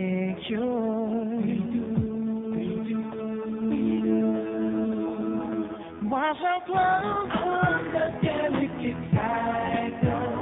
Want to do a session with George Michael, but today we think that we had better say, we swear we're not gay. I swear we're not gay. It was funny. I was on with Mandich a couple of days ago and he was filling in for Hank, and I asked him, what do you think of Nick Carter? And he said, he is a stud. 145 at 560 WQM. Speaking of Nipsey Russell, who ain't a stud, but he is still alive. So we had a couple of spy reports. Boca Brian says he's still alive, living in a cardboard box with Scoy Mitchell. And also we had a call off the air saying he's still alive and performing at Cemetery Village, doing Jewish humor for the old farts in Cemetery Village, doing Jew jokes. How the mighty have fallen, huh? Here's a mobile in Hollywood. Hello. Hey, Neil. Yes, sir. I have a comment to make about that 60 Minutes program last night. Right. Drug intervention. It just seems kind of strange that the president of Colombia happens to be in Washington right now lobbying for $1 billion from President Clinton to stop the flow of illegal drugs. Uh-huh. Also, well, we know it's all going to go for a good cause. Of course. Not for drugs, but for, well, maybe for drugs for the president. Well, or both presidents. If I remember correctly, this is the way we began Vietnam, by sending troops into another country for different reasons, of course. Yeah. But we're training these Colombian people to go out and fight against these drug cartels. Yeah, but this is going to be going on for 50 years, though. Well, the other thing is you have to look at it from the drug dealer's standpoint. If he's making hundreds of $millions a year selling, growing, and processing illegal drugs, and the heat is on, I think he would move to another country if it gets too bad. So you're not really going to accomplish a whole hell of a lot. The whole thing is a farce as far as I'm concerned. Of course it is. It's just taking our our money intelligence, and flushing it down the crap. Right, exactly. Couldn't have said it better. Thank you, sir. And have a great day. Yeah, here we are in a country, right here in South Florida, but all over the country, kids with crappy schools, can't get enough textbooks, kids going to portable schools, all kinds of garbage, crappy education system. Like the article that I read before said, we got kids without medical insurance. The article by Max Castro in the paper this morning, the Herald. But we got a limit. We just, like he said, flushing it down the toilet like it's coming out of a faucet somewhere, like it's coming out of a Farrah faucet. For crap. Every dollar that's spent to fight drugs in America is a dollar that it's like taking out and having a bonfire. It's like when Steve Dahl burned all the disco records at Comiskey Park. Same thing. Let's just all gather at PP Park and burn $1 billion, okay?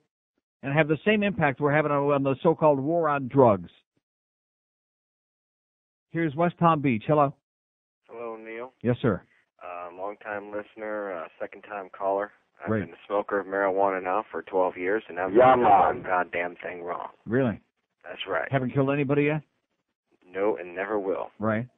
And I think, I don't know, all this crap going on about arresting people. I got friends of mine in jail for 5 years for a pound of weed, and we got guys walking the streets for attempted murder only served 2. Right, exactly. This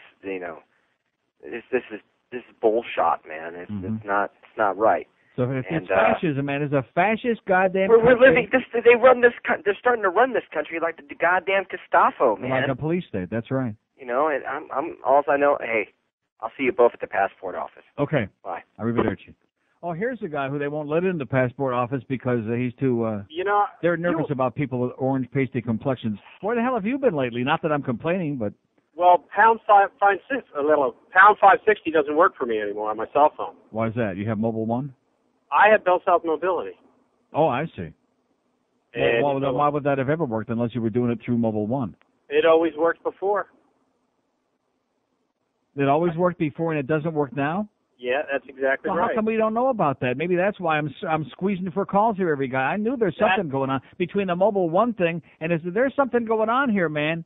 Yeah, that's exactly it. Bell South Mobility, we were always able to call on pound 560. Yeah, but that had to do with Mobile One. That's why that's exactly what it was. It was coming by way of Mobile One. And now that Bell South and Mobile One have gone their separate ways, now we got about 2 million people out there that can't call us, and we're sitting here, we don't even know about it. How do you like that? Well, you need to get a goddamn 1-800 number for the rest of it. Oh, no kidding. I need to get a phone in here that works at an 800 number, and I'm screaming and yelling, and my lawyer, my great attorney is busy going, yeah.